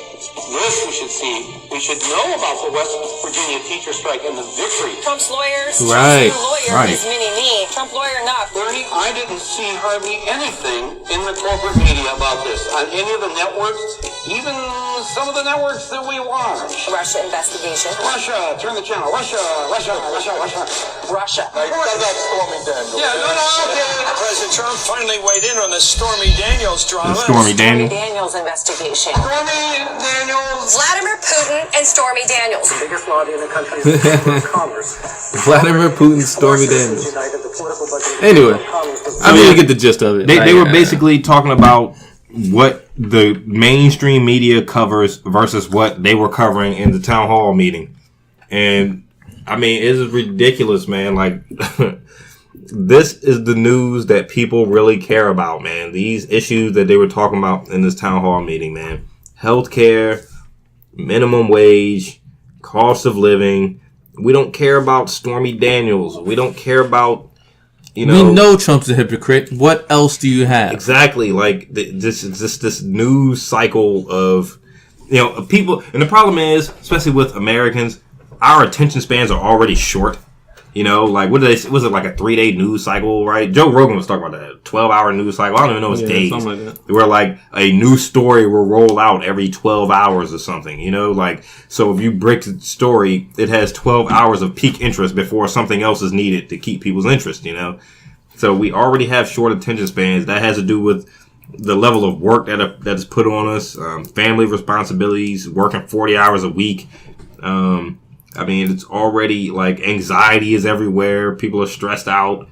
And then you want to watch some real news about what's going on in the world, and they talk about Trump and Stormy Daniels. And, you know, that's what I was saying at the beginning of the cast, man. It was just refreshing to hear that town hall meeting because... Actually talking about real issues. Real issues that affect everyday people, man. Like, it's it's crazy, man. Thank God for YouTube, man. Right?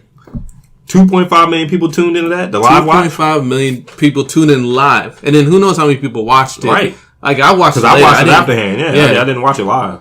But 2.5 million people tuned in live. Like those are huge numbers. Those are ESPN numbers. Right. That like warms those my are heart. right. Like those are huge numbers. Having people tune into one show or one program, and you saw it wasn't that great production value. They were in like a. I don't know where they were, man. They were like somebody's Young Turks school gym. They must have used the Young Turks cameras and all that because, you know, they changed camera angles a couple times, but it wasn't like they spent $1 trillion on the set or anything like that. You know, and that's one thing the Democratic Party is missing, right? Mm-hmm. People want authentic. That's why people voted for Trump, right? People want authentic, and even though Trump is a buffoon.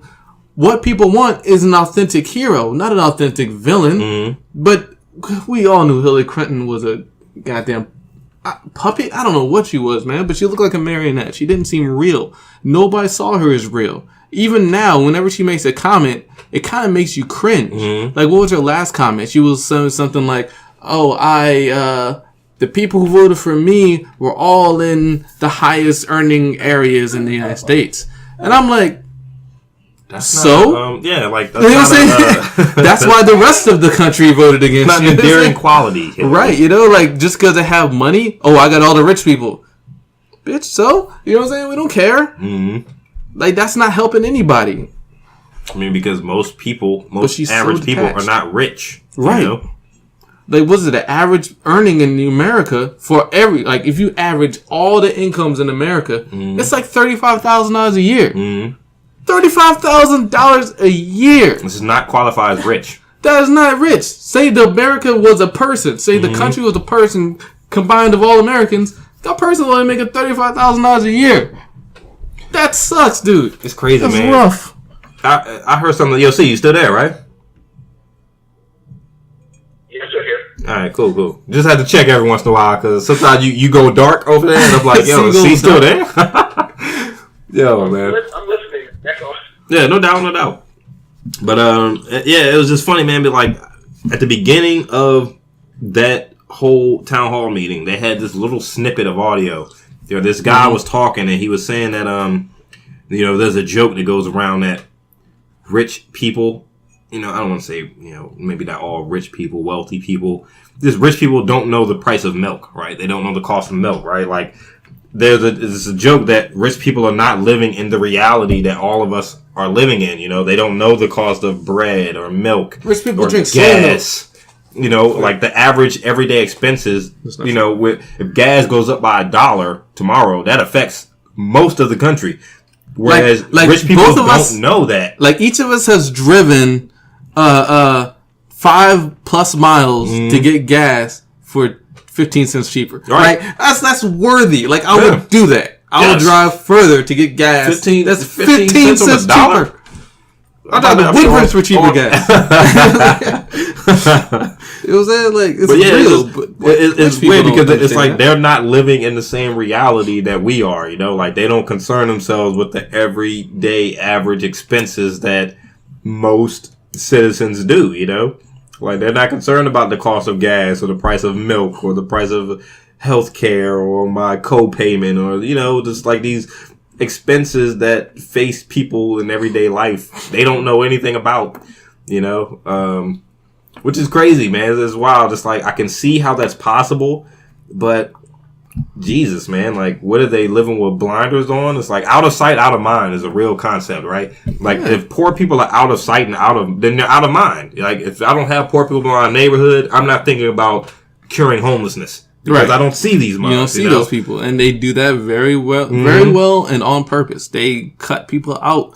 Like, what was it? The story in California where they were putting, like, spikes underneath bridges or something? Yeah, so homeless people couldn't sleep there. Because rich what are we, Californians birds? Don't want to see this. Don't you put birds on spikes and whatnot? The spikes on like poles and like a scarecrow pipes and stuff like that so that birds can't nest there? Yeah, right. Yeah, so they're doing that with birds, homeless man, people. We animals? It's crazy, man. And I also like the other senator that was there with him. Is she a senator or congresswoman? Elizabeth Warren? Yeah, Elizabeth Warren. So I liked her, too. I heard a speech that she did once by this guy I listened to on YouTube named The Real Merkaba. He talks a lot about black empowerment and whatnot. And he put a speech on his YouTube page once by that lady, Elizabeth Warren, who was there with Bernie Sanders. And she was talking about reparations, man. The way black people have been systematically and locked out of home ownership and discriminated against. I'm talking about not just idealistically, like within people's hearts. You can discriminate against me within your heart. They passed laws to discriminate against you. Know? Like they passed laws to make sure that you would not have the same foot up in life as somebody of a different skin color, man. Which is, how do you make reparations for that?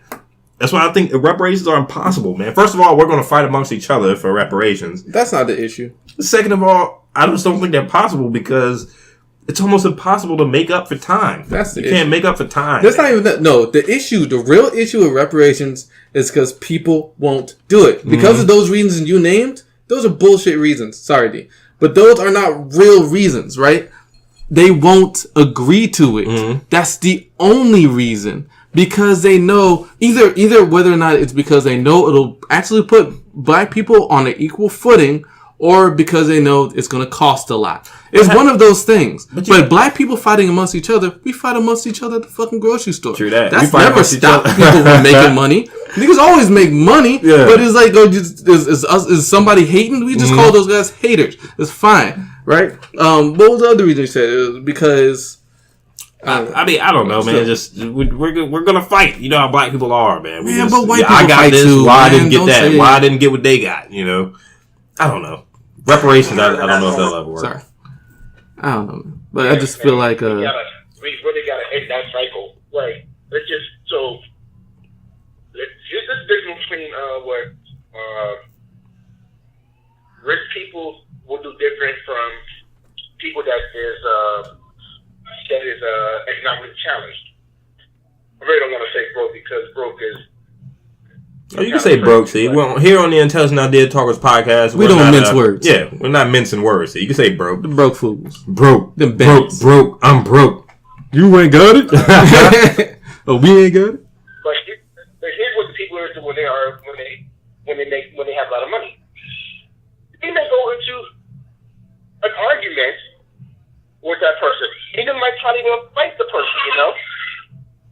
But then once they hang up the phone, they may call them back and be like, "Hey, I got a business opportunity here that's going to make us some millions. Are you in or you out?" And the person that's like knows it's going to make the money come in, they're like, "You know what? Why not? Let's do this." So people that's going to be arguing, they may like, just the whole point is like, you know what? We arguing. I ain't trying to talk to you. See, that stuff got to stop. Right. So people are more open to people they're not beefing with. We use there get to argument. We get to argument, and we hang up. We may not hear each other for like maybe a week or two before everything is resolved. But we can break that cycle and like say, "Hey, we were mad about something." Oh, an hour or two later, like, "Hey, I got an opportunity here that I'm making some money. You in or you out?" You see, you in. All the issues that we had before goes out the window, and it's finally bringing money in. That's how it should be, no matter what. We should be trying to work together on a lot of things than trying to argue and bicker over something that could be selfish, right, or meaningless, you know. See, now I think a lot of that comes from, as we were saying before, with the conservative brain and versus liberal brain and stuff like that. Is as long as I'm taken care of, then I'm more open to other people being taken care of. And I think that's a problem that blacks have, is who gets what first, right? Like, so if you come to me and say, "Hey, let's start this business, let's put our differences aside and we'll make this money." If you end up making more than me, or if I don't have the same starting point as you, if you start out a little further ahead in the game than I am, I think that's where the issues come from, especially amongst black people, because we're so used to being beat down and not having. So when we finally have, it's like, do I want to share? Do you guys really think this is more a thing between black people and white people? Or do you really think that jealousy is an issue that black people experience more? No, not at all. Like, I feel like if the argument is that people get burned. Right, I feel like if people exactly right, like I feel like people get jealous of people who do better than them. Mm-hmm. Like, I think that's a natural human condition. I wouldn't just like relegate that to like the black experience. Like, I just don't feel like that's what that is, man. Like, I think people beef and people have friends and people work with some people and they get along with some people, don't get along with others. Mm-hmm. You know, I don't think that's just a black experience thing. I feel like. When people try to justify things like that. Who was that? Who was the black guy in that town hall meeting, man? That's to Google his name real quick. But I love that they had that guy on there because he brought it back to the black for the black community, man. He definitely did, and I know that. His name on I know that Elizabeth Warren and even Michael Moore. I like Michael Moore. I saw a couple of his films, man. I saw Bowling for Columbine. I saw Fahrenheit 9/11. He's like a conspiracy kind of filmmaker. Not really so much conspiracy. Like Bowling for Columbine was crazy. He had a scene in that documentary, and it was the main focus of it was the Columbine high school shootings. There was where's he from? He's from Flint, Michigan, right? He had a segment on his Bowling for Columbine documentary. Michael Moore, who was on the panel of the Bernie Sanders town hall. His name was Derek Hamilton. Right. But Michael Moore had a scene in this documentary where he went to a bank in Michigan, right? Opened up an account, and they gave him a free gun for opening an account at this bank. You know, they gave him like a shotgun. You know what? I mean? I'm telling you, it's probably on YouTube. This? It was Michael Moore, the guy that was up there with him. It's called Bowling for Columbine. Jesus. And he was talking about the Columbine shootings. Fahrenheit 9/11 was the Bush administration and how the ties they had to the Bin Ladens before 9/11, business ties. and it was focusing on Iraq and everything after 9/11. That dude has all his movies are documentary style. They're not really movies. Yeah. So, like he's a conspiracy theorist documentarian, but it's not necessarily a conspiracy. Some of it is, but some of it is not. I mean, he goes places and talks to people and is like, hey, you know, that Bowling for Columbine joint was crazy. I mean, he was talking about the gun culture in America, and you know, that's why he went to that bank to get the gun. He was like, let's not go down that path. There's certain places that he just wanted to go see if he can do it. How if you open a bank account and you get a shotgun? It was wild. I'm not sure what bank it was. It was some local Michigan bank. He's from Flint, so criminals just open up bank accounts all over. I mean, I'm pretty sure they had to pre-approve you and all that. But it was funny because at the end of it, he walked out with the gun. He had the fucking shotgun. So that joint on his shoulder? Yeah, that joint on his shoulder. Like, yeah, so I got my gun. That's wild, man. That's crazy, man. But that dude Derek Hamilton, was it? Derek Hamilton. He's an economist. I loved how he kept bringing it back to the black predicament, man. He did. I love that because he was sticking up for us, man. Yeah. He was sticking up for us. I appreciated that. And we noted that half the people they were interviewing or that had the little video clips on were black. Right. But they also had a diverse mixture of people. They did. So, I mean, they had people from all over. Alabama, the one lady did a lot of, was it work in Alabama, right? That was it? Alabama. Yeah. Alabama, Virginia. Yep. Right. And then they also brought light to the fact that nobody on the mainstream media is talking about that teacher strike in West Virginia. And West Virginia had a law against teacher striking. And they said, F that, we still gonna strike. And then they still went about and they won. They won. At least they won an increase in their salaries. Because it's a question, man. It's like, if you're not investing in your teachers, the people teaching the future generations, right, then who are we getting our money to? Like, Trump just handed $4 billion over to large corporations. And that's no benefit to us, but tax-wise, they got that cut. And none of that cut went towards teachers. Bro, they're about to spend $1 billion making Infinity Wars 1 and 2. You know, that's the but that's estimated not government money. That's the thing. That's not government money. That's private money. It's funny when you can spend that type of money on a movie, on a source of entertainment, but you know, even though it's company money, it's private money, fine, but you can't pay teachers. These are the people who are shaping the future generations of the country, right? I mean, even if it's propaganda, we need them to be engaged. It's weird, man. It's like our priorities as far as this country are all mixed up.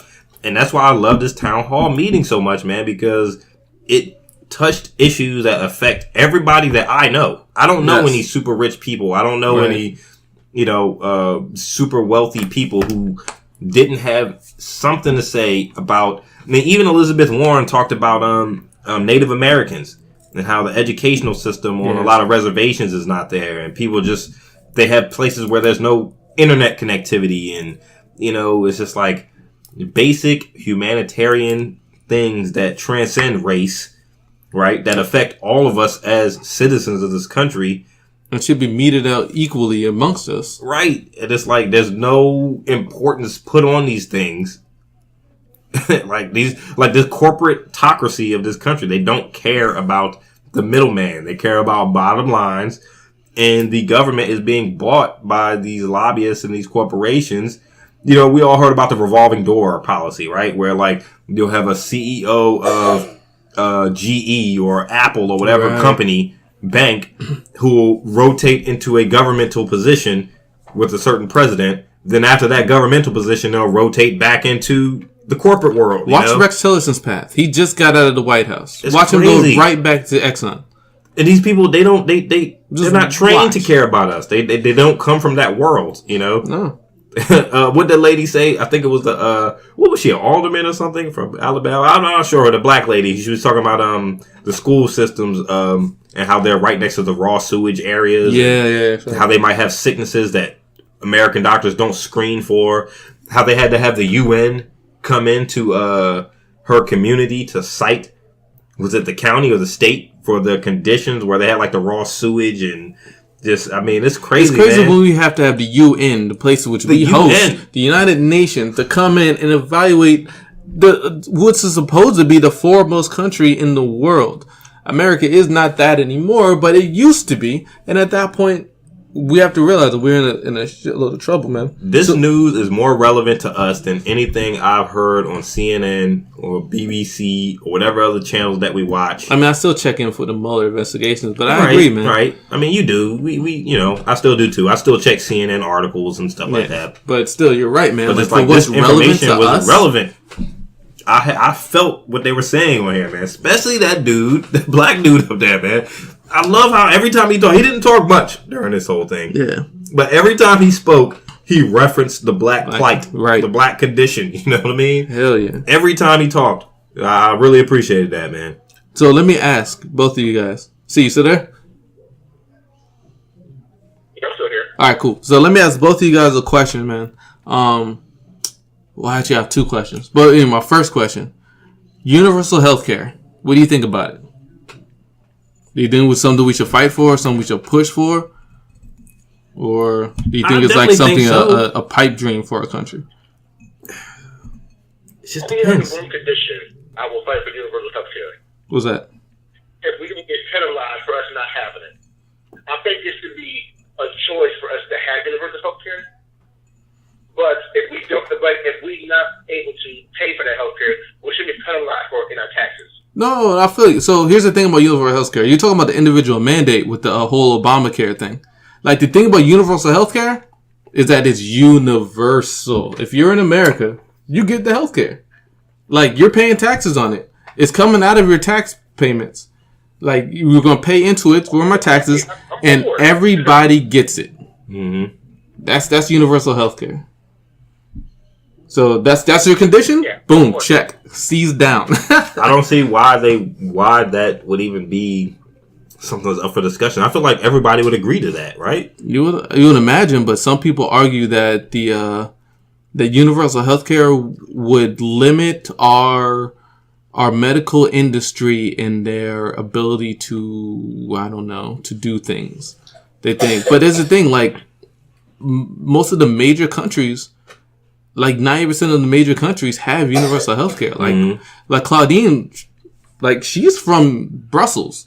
She's always had universal healthcare. Mm-hmm. She's gone to the doctors, never had to feel any kind of way about it. Mm-hmm. She never had to worry about insurance. But when she came here, she was like, "Wait, what? I need insurance for what? What do you mean?" Like it's such a foreign concept to a lot of countries.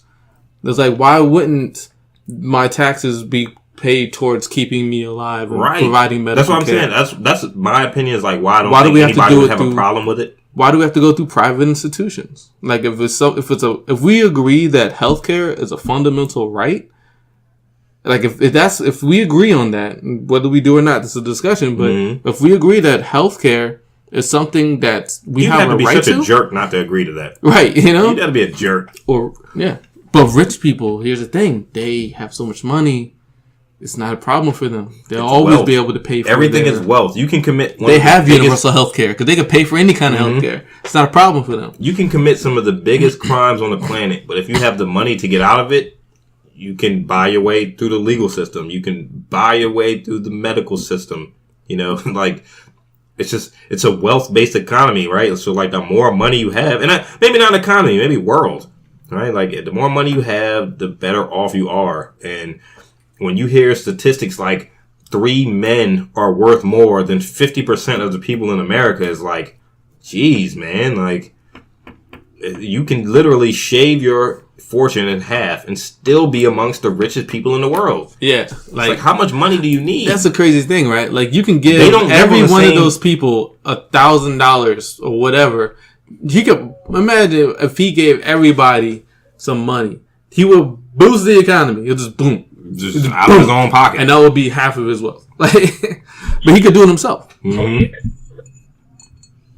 It's crazy, man. It's like, it's the American dream, but it's also the American nightmare, right? When you have people who are worth that much money, everybody wants to be Bill Gates. I mean, everybody wants to have Bill Gates money, you know? Everybody wants to be able to own a couple homes and horses and whatever else. But it's the American nightmare because not everybody's going to be able to own those things. And when you have people who are worth that much money and that much wealth, you know, it's taking away from society as a whole, you know.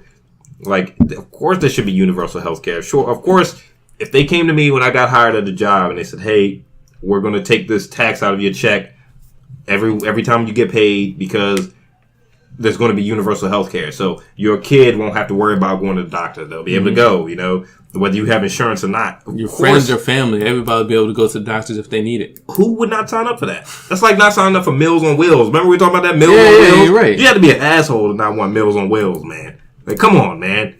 Like, let people eat. You know what I'm saying? Like, let them eat. Yeah. It's crazy. All right, here's my second question I was going to ask. So this town hall with Bernie Sanders and Elizabeth Warren. So I remember last year, Bernie Sanders kind of came out of nowhere, right? People were like, oh my God, like, who is this guy? He's gathering so much support. So many people are looking out or like him. And here's the thing. In progressive circles, we've been looking at Elizabeth Warren, like liberal progressive. We've been looking at Elizabeth Warren forever. Been like, why don't you fucking run? Mm-hmm. Run for president. Like, everything she's always talked about has always been the most progressive, the most idealistic, and also reaches into the issues of regular lower middle class Americans. And she's always garnered a lot of support from people for that, at least of the progressive community. So now, would you guys like to see a Bernie Sanders, Elizabeth Warren ticket if they were running for president? Of course. Like Bernie Sanders, Elizabeth Warren vice president, or vice versa? Huh? I was just thinking about that. Or at least, or maybe Bernie Sanders, Joe Biden, one of those. Yeah. I mean, they would win hands down, man. It is a lock. If Bernie Sanders had ran in this past election, he would have won, man. Like, he'd have beat that mess out of Trump. Hands down, man. Like, and there is a reason they locked him out of it. Democrat national convention will get it right this time. Take Bernie Sanders. They better, dude. Like, that's the thing. They man. almost have to, right? Because the great thing about Bernie Sanders now is he's still staying relevant. Right. You know, he's the only person doing these town halls. Right. I mean, think about it. Like, even after the 2008 election or whatever, how many of those candidates who ran stayed relevant? I mean, I'm sure some of them did amongst certain circles, but I mean, this town hall had 2 million people that tuned into it, man. Yeah.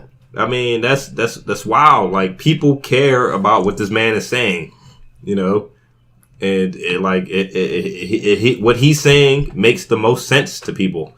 And it's hands down he would have won this election. They would have, hell yeah. If they would have nominated him as a presidential candidate, hands down he would have won, man. That's the thing. People don't want to hear that, man. Like, people wanted to believe that I'm with her, or they're working only, or they're only going to support because Hillary is a Democratic. What a old timer. She's been around forever. People know the name. She had the name recognition. Mm-hmm. Sanders didn't have the name recognition. But you know what's great about Sanders is he proves that the internet is changing politics, man. Right. Because the fact that the way we know about Bernie Sanders was from the internet. Mm-hmm. We didn't see him on TV. Like, we barely saw him on TV.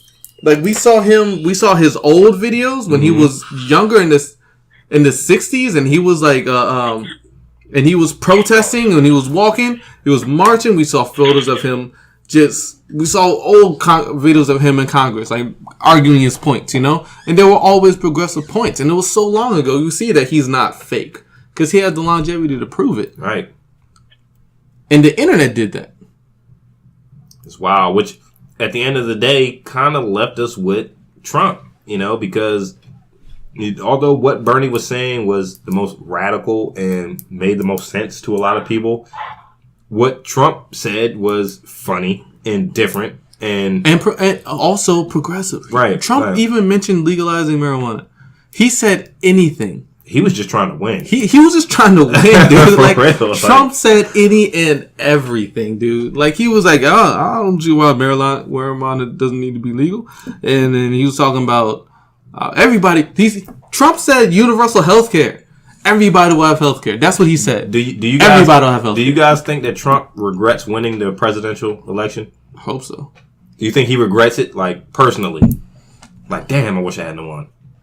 Nah. I think he might, because the level of scrutiny this guy's under now. He's too much of an I egomaniac, think though. he regrets the actual work that he got to go through to run for To president. maintain the presidency, yeah. But as just for using his own properties as like security resorts or anything like that, do like anything that a president would do is sad to say, but it's benefited his family.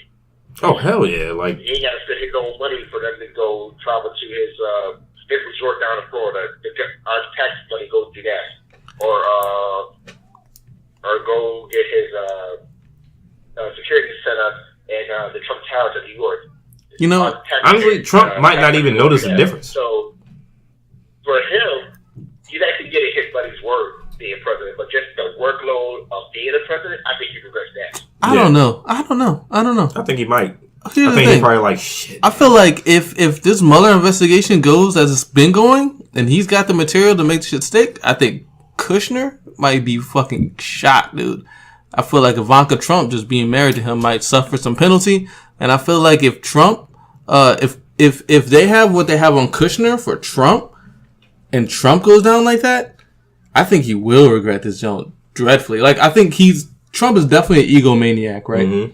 So I think he loved the fact that he won, but I feel like he's Rich too lazy rich to do the capitalists work. like him don't like to lose anyway. So, Right. Yeah, he probably didn't like to lose. But he hates doing the work. So I don't know. It's I feel like it's probably for him a big battle.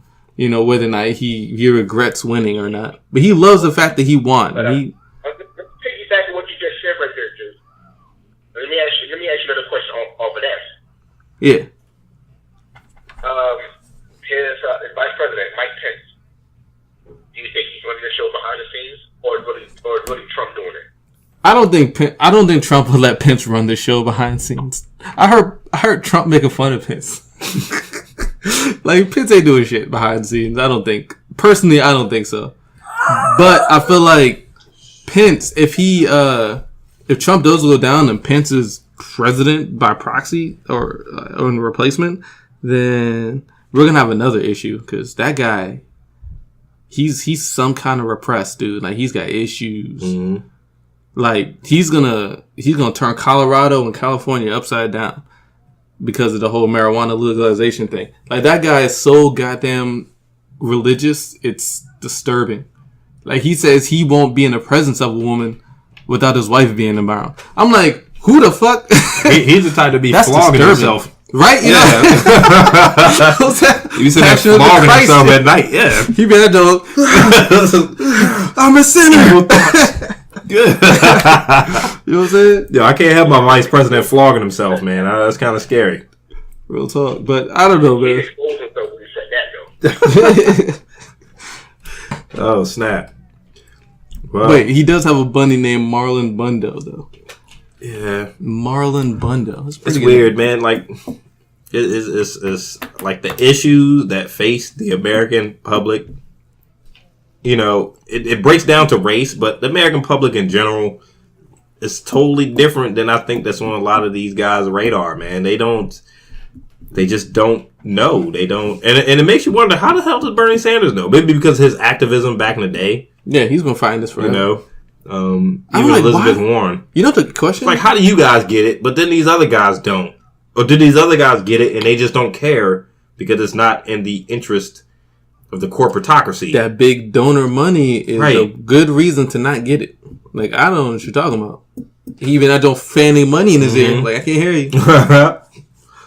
That's crazy. Well, damn, man.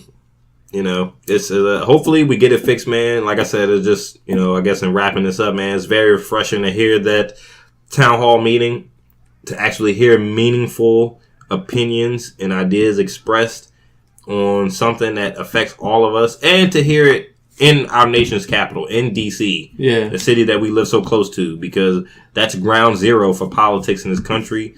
And they were there, and millions of people around the country paid attention to it, and people care about these issues, man. And there's only going to be so much more time, so much longer that the politics and the corporatocracy in this country can ignore these issues, man. Because It's people either will one- turn and they're going to bite the people in power. It's only one way it can go. It's either going to be like martial law, there's going to be lawlessness, or they're going to have to make a change. Like, you can't have the cost of living going up, but wages stagnating, right? Like, that's destructive, you know? Or maybe they don't care if it's destructive or not, but it's destructive, man. It's not good for us now. It's not good for future generations. And, like, there's going to have to be a change that comes somehow, some way, man. It's either going to be by hook or by crook. We're going to have to spill some blood, or they're going to have to pass some laws. You know, what change in history has not come through spilt blood? I mean, even civil rights came through struggle, you know. And bombings. The Birmingham bombings. Yeah, it came through spilled blood. It's crazy, man. So those 3 men who were shot and buried in their visit to that's my South. Closing thought on that. It's just, it was refreshing to hear. I'm glad they did it, and I can't wait till they have another town hall meeting. You know, maybe possibly I'll even try to go to the next one, man. And Bernie Sanders and Elizabeth Warren need to get their shit together and just say, right, Bernie Sanders, Elizabeth Warren ticket. They'll run it. Hopefully, dude. Bernie can hold on till 2022 or 2020. Because I mean, hopefully he can just hold on. Come on, Bernie. He'd be alright, man. Hold on, bro.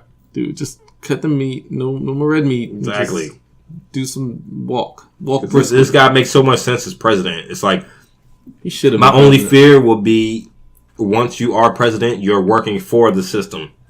You know, which is how much true change can you make when you're a product of the system. You know, I don't know. But here's the thing: we got to vote, man. It comes down to voting. We got to vote early. We got to vote for the right people. And they touched on that. Vote for the right Congress. We got to get, because it's a Republican Congress now. We have to get the Democratic Congress in. We need a Democratic Senate. We need people who will help somebody like Bernie to be able to push his ideas, his progressive ideas forward. And if he has a cabinet or a Congress of people who are fighting him in every step, then he won't be able to do anything. They touched on that, like the low voting numbers, how it's almost, I think who said that in the town hall meeting? I think it was Michael Moore said it's almost an act of civil disobedience. And he heard, for people not to vote because they didn't feel that they had a candidate worthy of a vote, you know. It's crazy, man. I'm glad you brought that up, man. Because when he said that, I was thinking just about you. Mm-hmm. I was like, man, D should hear this, John. I'm glad you heard that, John. Because he was like, I hear you, and he was like, I respect that, you know. Because we should vote. It is our duty as citizens. But it's like when you see 2 candidates, it's like I have to pick one of these people just because I have to pick somebody. They're both monsters. Yeah, and it's like, I don't know. Bernie Sanders would have won hands down, man. Yeah. There's no way Bernie Sanders is not president of the United States right now if he's on that final ballot. Easily. Yeah. That's crazy, man. It's crazy. Well, boys, any closing thoughts, man?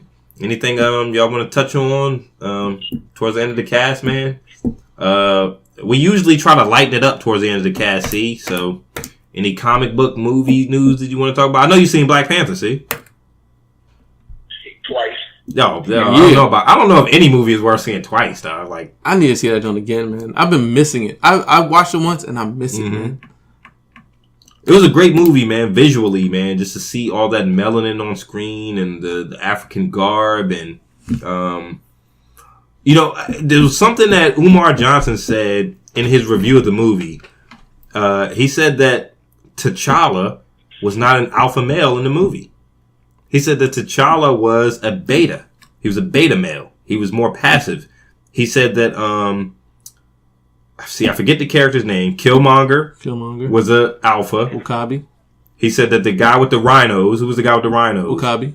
He was an alpha. Really? And he said that because he stood up and took charge and made a decision that, hey, if you're not going to bring this guy to justice, I'm going to join the man who did bring him to justice, you know? You know how Umar Johnson is. You heard him talk. Yeah. So he, you know, sometimes you agree or disagree with him. You know, I just thought it was interesting that he said it. And he said that the leader of the ape clan, Jabari, was an alpha. But he said T'Challa was not. And he said that any movie who had a CIA agent as a hero to these fictional African characters, you know how the CIA agent saved the black girl at the end. you know, as much as the CIA has done across seas in these foreign countries, Africa, the assassinations that they've carried out. Now, this is Umar Johnson. I don't know much about the assassinations and, Muammar Gaddafi and all that stuff. But, I can see how sometimes movies can have a political spin where they want to change the narrative on certain subjects, through the entertainment genre. I could see how maybe people would have a problem with CIA befriending these African countries. Everybody knows the CIA is corrupt. Everybody knows subtly though, she took the CIA agent to their main base of power. This is what Umar Johnson said, and then started showing him the secrets of what they were doing. This does this, and we use vibranium and this to do that, and it's like, why would you do that to the CIA? He said he had a problem with that in the movie. That was one of the problems that he had. It was interesting, man. He talked about that movie for like 3.5 hours. And Umar Johnson can talk. Yeah. He's a talker. Hey, see, you got anything to say about that? Because I got some shit to say. You'll see. Yeah, I'm here. Okay. Yeah, man, my bad. Yo, man, look, I keep checking the time. We done had C on the phone for 2 hours and 54 minutes so far. See, so we about to wrap this up. See, so because we expected not to have such a long cast. The Black Panther movie, I was thinking T'Challa as Martin Luther and Killmonger like Malcolm X. Yeah, Killmonger was almost the biggest hero of the movie. He's definitely getting ready to do some violence. Yeah. But T'Challa, he wanted to do it the peaceful way. He wanted to do it a more diplomatic way. The way that doesn't bring much danger to his community, to his kingdom. Killmonger, we get all that. We get the weapons, let's use it. Yeah. He said that, real quick, dude, my bad. He said that T'Challa and T'Chaka were African nationalists. They cared about their country and nobody else. So they didn't care about the black plight in general. As long as Wakanda was safe, they were satisfied. He said Killmonger was the biggest hero in the movie because he was a Pan-Africanist. He cared about all people of melanated color, of dark skin color, and that he wanted to try to liberate all black people. Which is, I'm thinking, dang, they spun Killmonger as the big baddie of the whole movie. We liked T'Challa. We didn't want to see him lose. When he lost the kingship, you were like, oh man, T'Challa's not king? Dude, you didn't know he was going to lose. I don't want to see Killmonger. He whooped T'Challa's ass. But I saw that shit coming. Yeah, but you didn't want to see Killmonger send weapons all out over the world. You're like, oh man, T'Challa got to come back. He got to retake his throne, But honestly, Killmonger was the biggest hero of the movie. He was the hero. No, they wrote him like that. I think that was very evident. I don't think that was a big secret. Yeah. Of course he was one of the biggest heroes. He spoke to the black African American plight. He spoke to the black people in America. Mm-hmm. He spoke to the people for whom this movie was made for. Right. And I don't think that was an accident. I don't think that was a surprise or anything. I think Coogler did that on purpose. See, and this is Umar Johnson. He also said he had a problem with the tribe in Wakanda who had the thing through their lip because there we are. Gotta edit that out. Got the headphones on there. You can't hear me anyway. I'm about to throw something at you. So you gotta edit all this out. But he also said that he had a problem with the tribe who had the thing through their lip because it was a conscious choice by the directors and the producers of the movie. They still wanted to kind of shed the light on Africans. Now, this is where Umar Johnson kind of loses you because Umar Johnson says a lot of crazy shit sometimes. You know what I mean? He says stuff that you just like, okay. I agree with him most of the time. But he said that showed a level of uncivilization to that these producers and studio execs wanted to try to portray about this fictional land in this movie. That these people still had this thing through the lip. Now that's Umar Johnson talking. I looked at it as that's traditionally the garb and the customs of some of these tribes, right? That's what they do, And that's Umar Johnson. Nah, Umar Johnson. That was a good good review. Here's what I gotta say about that, because the fact of the matter, Umar Johnson brought that up as a point of reference, saying that they're showing that these Africans are still primitive. That's bullshit, because you saw that same dude in like the freshest green 3-piece suit, right? So that same dude was also dressed to the T, right? So that's bullshit, man. That's not showing. That means if anybody knows, if you know people who Indians who still have the red dot on their forehead and still go to work, if you know people who people have all million ridiculous religion, if you're walking around with a cross around your neck, it's the same thing as having that plate in the guy's lip. It's some bullshit. Of course, it's bullshit. It's all cultural things we do to fit in. Like, it doesn't mean anything, man. It's not saying he's primitive. It's saying he's representing his culture still, even in a modern society. I was like, come on, Umar, like, seriously. But I liked his review. Let me talk about the beta male thing, right? So if the alpha male is the person who's always causing noise and riling people up and doing violence, or he's the one to take charge. He's the one to. Well, T'Challa was in charge, and T'Challa was in charge at the end. But he fought him in a fight. Like, where? Right. He was very subtle and quiet in his command, whereas Killmonger was like, "No, this is what we're going to do." So what seems more powerful to you? The person who is quietly dictating what's happening, or the person who's making raucous noise and throwing stuff around? Let me ask you, who was the most powerful character in that movie? Killmonger or T'Challa? I would argue Killmonger. Killmonger, because he was a villain.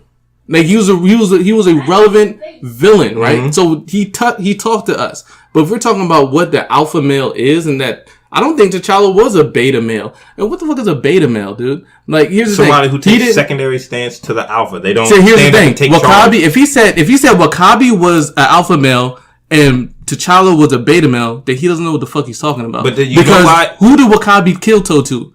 Killmonger.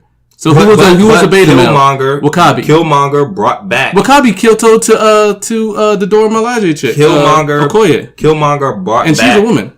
The dude, what was his name? Slade, Sloan. What was the guy? What was the main bad guy's name who had the arm? Okay.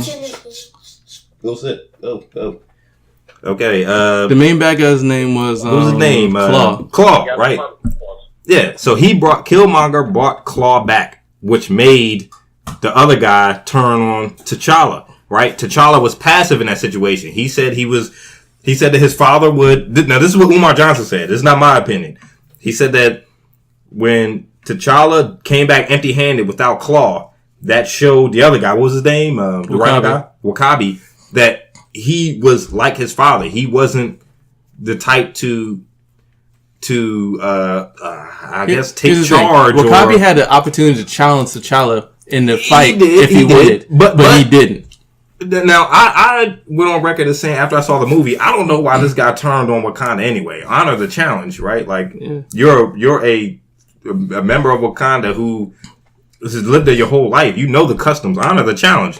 You know, what made Killmonger so appealing to you that you were willing to betray your countrymen and people that you live alongside, your neighbors, for this dude who just showed up? You know? Beta male. I didn't agree with that. Beta male. But I will say that if that dude's a beta male, then so is T'Challa. T'Challa was very passive. Who did T'Challa bend his knee to? Who did T'Challa bend his knee to? I mean, he didn't bend his knee to anybody. Right. He was the king. He was the king. Right. And he ruled. But that kingship was handed to him. He faced Killmonger. He didn't grab that kingship like Killmonger did. Because Killmonger grabbed that shit. He grabbed it. It was like, yo, I'm king now. Out of nowhere. T'Challa inherited it. Even though he fought for it. Even though he did fight for it, yeah. He did fight to keep it. So I agree with you. I thought that Umar brought up some good, valid points. I was just like, wow. That wasn't one of them, though. I said, wow, man. I thought it was great. Wish I could stick around a little longer, but my daughter wants me to play with her, so I gotta get off this line, bro. Hey, no doubt, man. Well, hey, we appreciate you joining us, man. Hey, thanks a lot, though, C. No problem. And definitely look out when I contact you guys. I'm gonna have you guys come to my podcast, my video blog. We're gonna do some interviews as well, just based on our great shows. All right, no doubt, man. No doubt, man. Hey, appreciate you joining us, man. Thanks a lot, man. I know we kept you on the phone for 3.5 hours. Tell your daughter and your wife we're sorry. It's all good, man. But I'll talk to y'all later, okay? All right, my brother, man. Peace out, man. And Telling Idea Talkers podcast, episode 34. Later. Peace, man. Peace, man. Later. Yeah, I mean, and I'm pretty sure that we could go on for another 3 hours on Wakabi or whoever, and T'Challa and whoever, but Killmonger was definitely the alpha male of the whole movie. He was an alpha male. Yes, there was more than one. Was T'Challa one? Yeah. I don't know if he was. I don't know. He was very, very passive in that joint. And he did not come back with Claw. I mean, do you think that all alpha males have to be in your face and loud? He even said that T'Chaka. I would argue that no, they don't. He even said that T'Chaka was a beta because he left his nephew there in America. You know, that's not a move that an alpha male makes. An alpha male. Nah, he was a nationalist. He also said that throw some at him, man.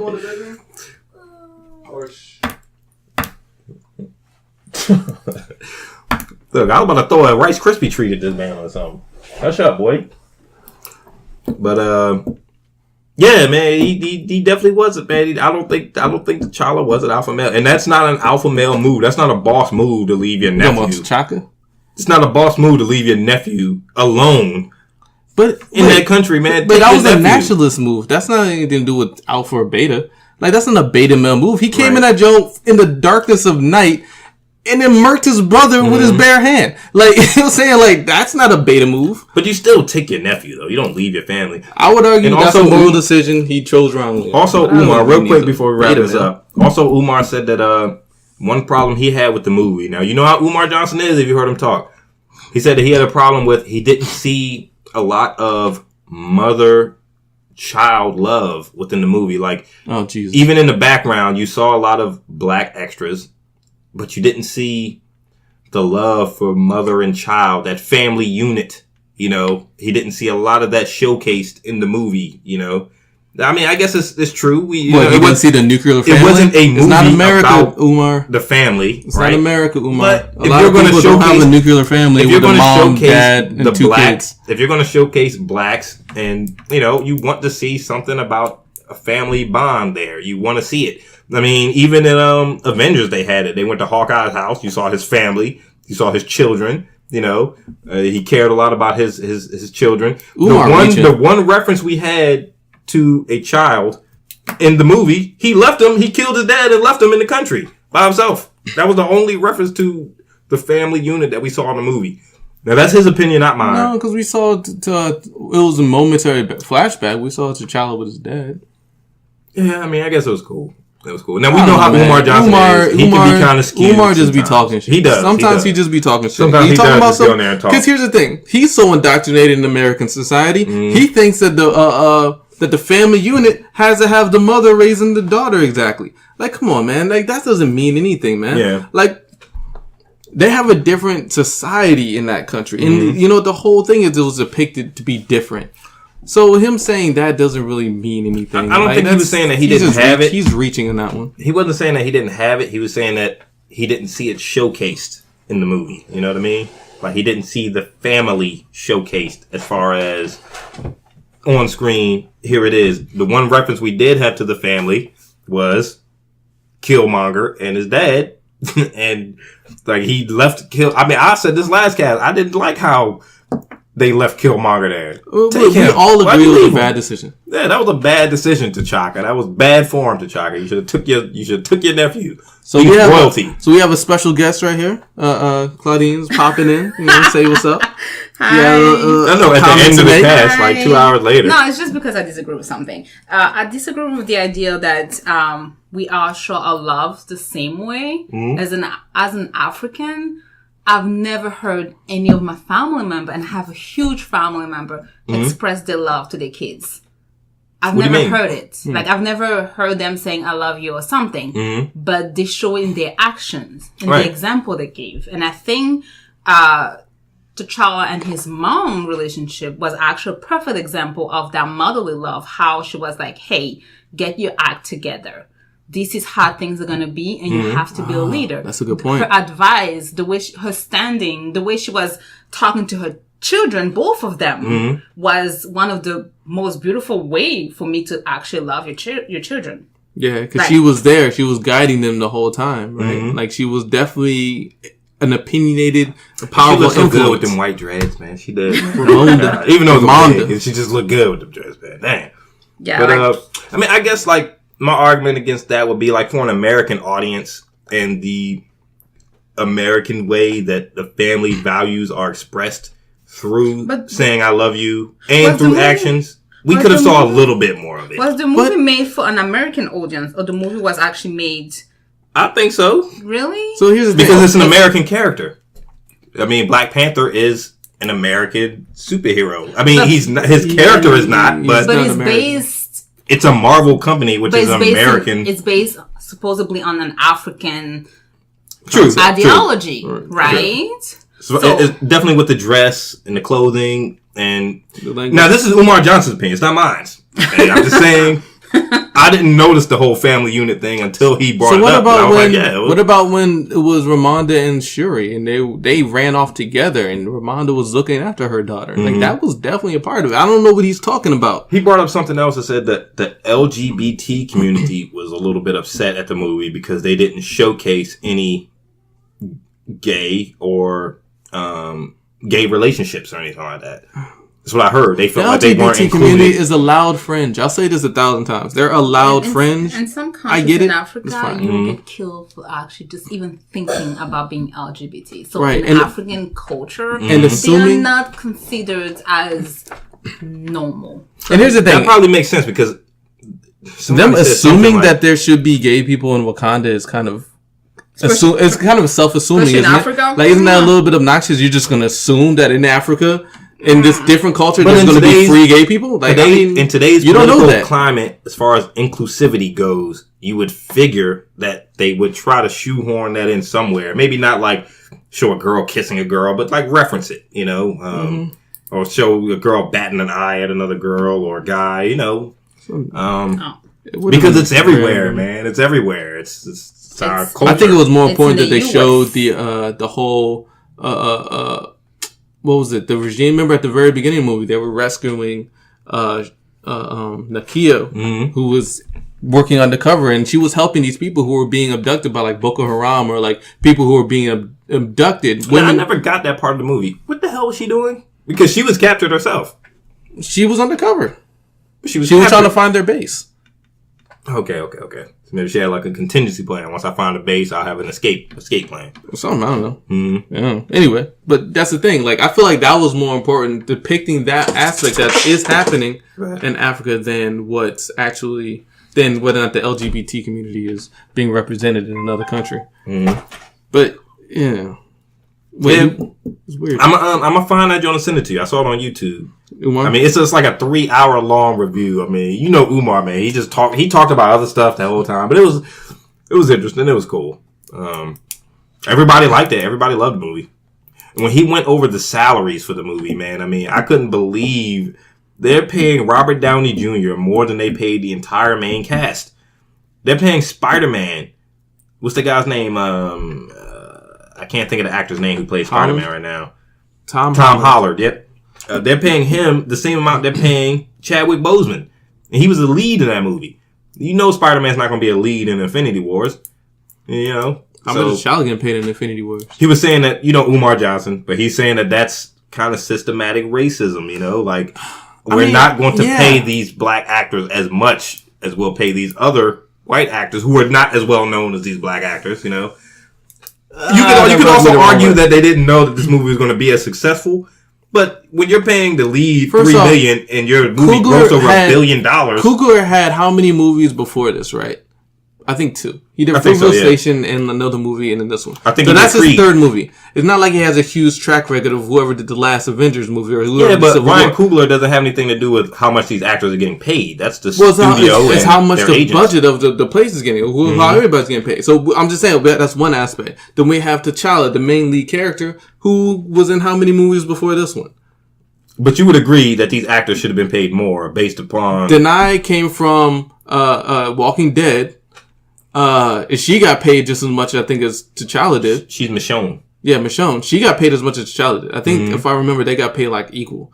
Jabari, the guy who was the ape dude, I don't remember him from anywhere. Oh, I know I seen him somewhere, but I don't know where the fuck I seen him So who was from. the bigger alpha male? I've only seen Jabari or T'Challa? Well, let me finish my point. And then we're talking about the girl Shuri, Letitia Wright, I think. Mm-hmm. She was in, the only time I seen her before this was in that one episode of Black Mirror. And then it's like so I don't know how much who's the mother? I mean, yes, but you have to say that like it's she had a track travesty. record. Forrest Whitaker had a track record.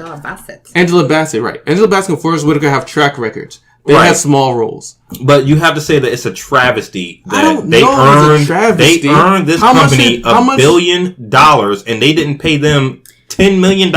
So how much are they gonna pay? That the next is a movie? travesty. Here's bruh. the thing: if they come out Tony with a part Stark didn't 2, get $200 million in the first Iron Man. if they come out with a part 2, guaranteed. They're Now gonna Robert pay more. Downey Jr. might have because he might have had a larger track He record didn't than get Chadwick 200 Boseman. million. He didn't get $200 Well, okay, maybe not 200 million, but he might have gotten more than 3 million, which Chadwick Boseman got. I don't think he got 3 million.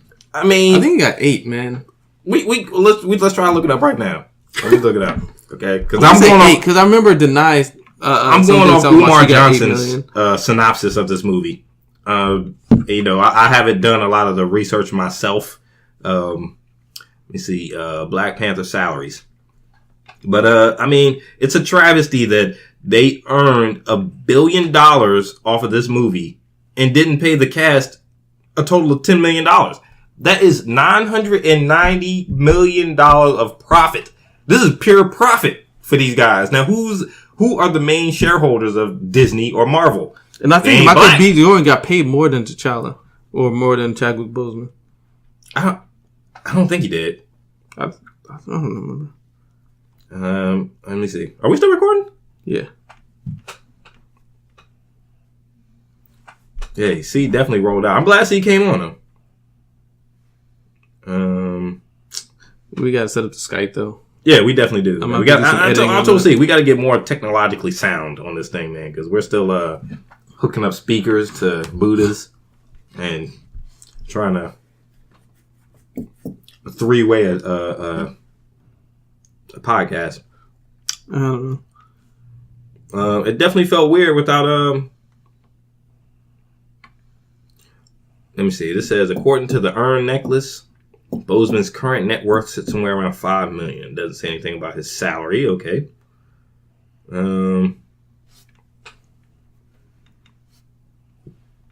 Excuse me.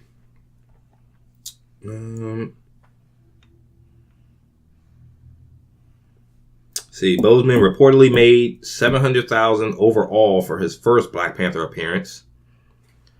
Let me see. As of February 26th, $400 million. Okay. Dang, I still don't see it.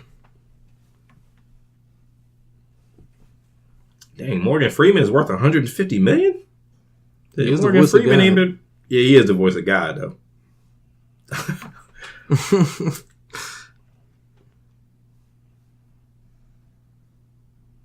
So I cannot wait to see Infinity War, man. That's going to be a great movie. Man, I can't find it. But, I don't know. It's crazy. I was we need a like, person just look shit up like this. If this is real, like, I can't believe, I mean, that's over $900 million in pure profit. Like, well, maybe not that much. I mean, after all your spending costs and all that, but salary you would think would be your biggest expenditure, and they didn't spend that much on salary.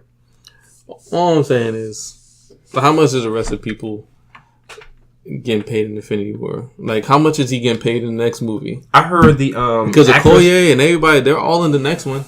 They're not going to get $200 million. No, but Tony Stark has been in every Avengers movie. Tony Stark is pretty much the face of the franchise, right? So they have to pay him that much. He's even more so than Captain America. Mm-hmm. Oh yeah. Tony Stark is it because he's the comedy relief in all the movies, and he's one of the most recognizable faces in there. Right. But if they do part 2, guaranteed these guys' agents get them more than $3 million. Like, there's no way Chadwick Boseman is making $3 million for the next Black Panther movie, dog. No, you can't be gonna make Black $25 Panther. million for that joint. Yeah, man. They all getting hooked up next one. It's crazy. I heard who was the actress who played his girlfriend? What's her character name? Nakia. I heard that she was mad because she was on the cover of a magazine or something, right? And they tried to lighten her complexion. Uh-huh. They tried to lighten her complexion or change her hair. Yeah, something like that. And she was mad. Yeah, that's what I'm talking about, girl. You stick up for yourself. You're trying to change her hair or lighten her complexion or whatever it is. You know what I mean? Pissed about that. What's wrong with you? I don't look like that. I think Umar Johnson talked about that. I like Umar Johnson, man. He's one of the best orators that I've ever heard, man. I would love to see a lecture by this guy, but I like him too, man. I wish he was more open to more things, though, man. Like sometimes he just be saying shit and just be like I like what he talks about, but then again, he'll say some shit and I'm just like, no, dude, wrong. Even that's just not even right. I was like, all right. Well, and he doesn't realize how influenced by Christianity his position is. Mm-hmm. I know he'll argue against that, but it's pretty evident a lot of things he talks about, man. Like you're just as indoctrinated as a lot of people you're criticizing. Yeah, it's like like come on, take a step back and look at what you're saying here. Mm-hmm. All right, man. Well, I guess episode 34, Tez and Idea Talkers podcast. Yeah, wrap us up. Yeah. Thanks everybody for joining us, including Claudine, even though she came in at the very end. Claudine, you should have been. You're gonna be the guest on the next cast, episode 35. I'm telling you, Claudine. We'll talk about it.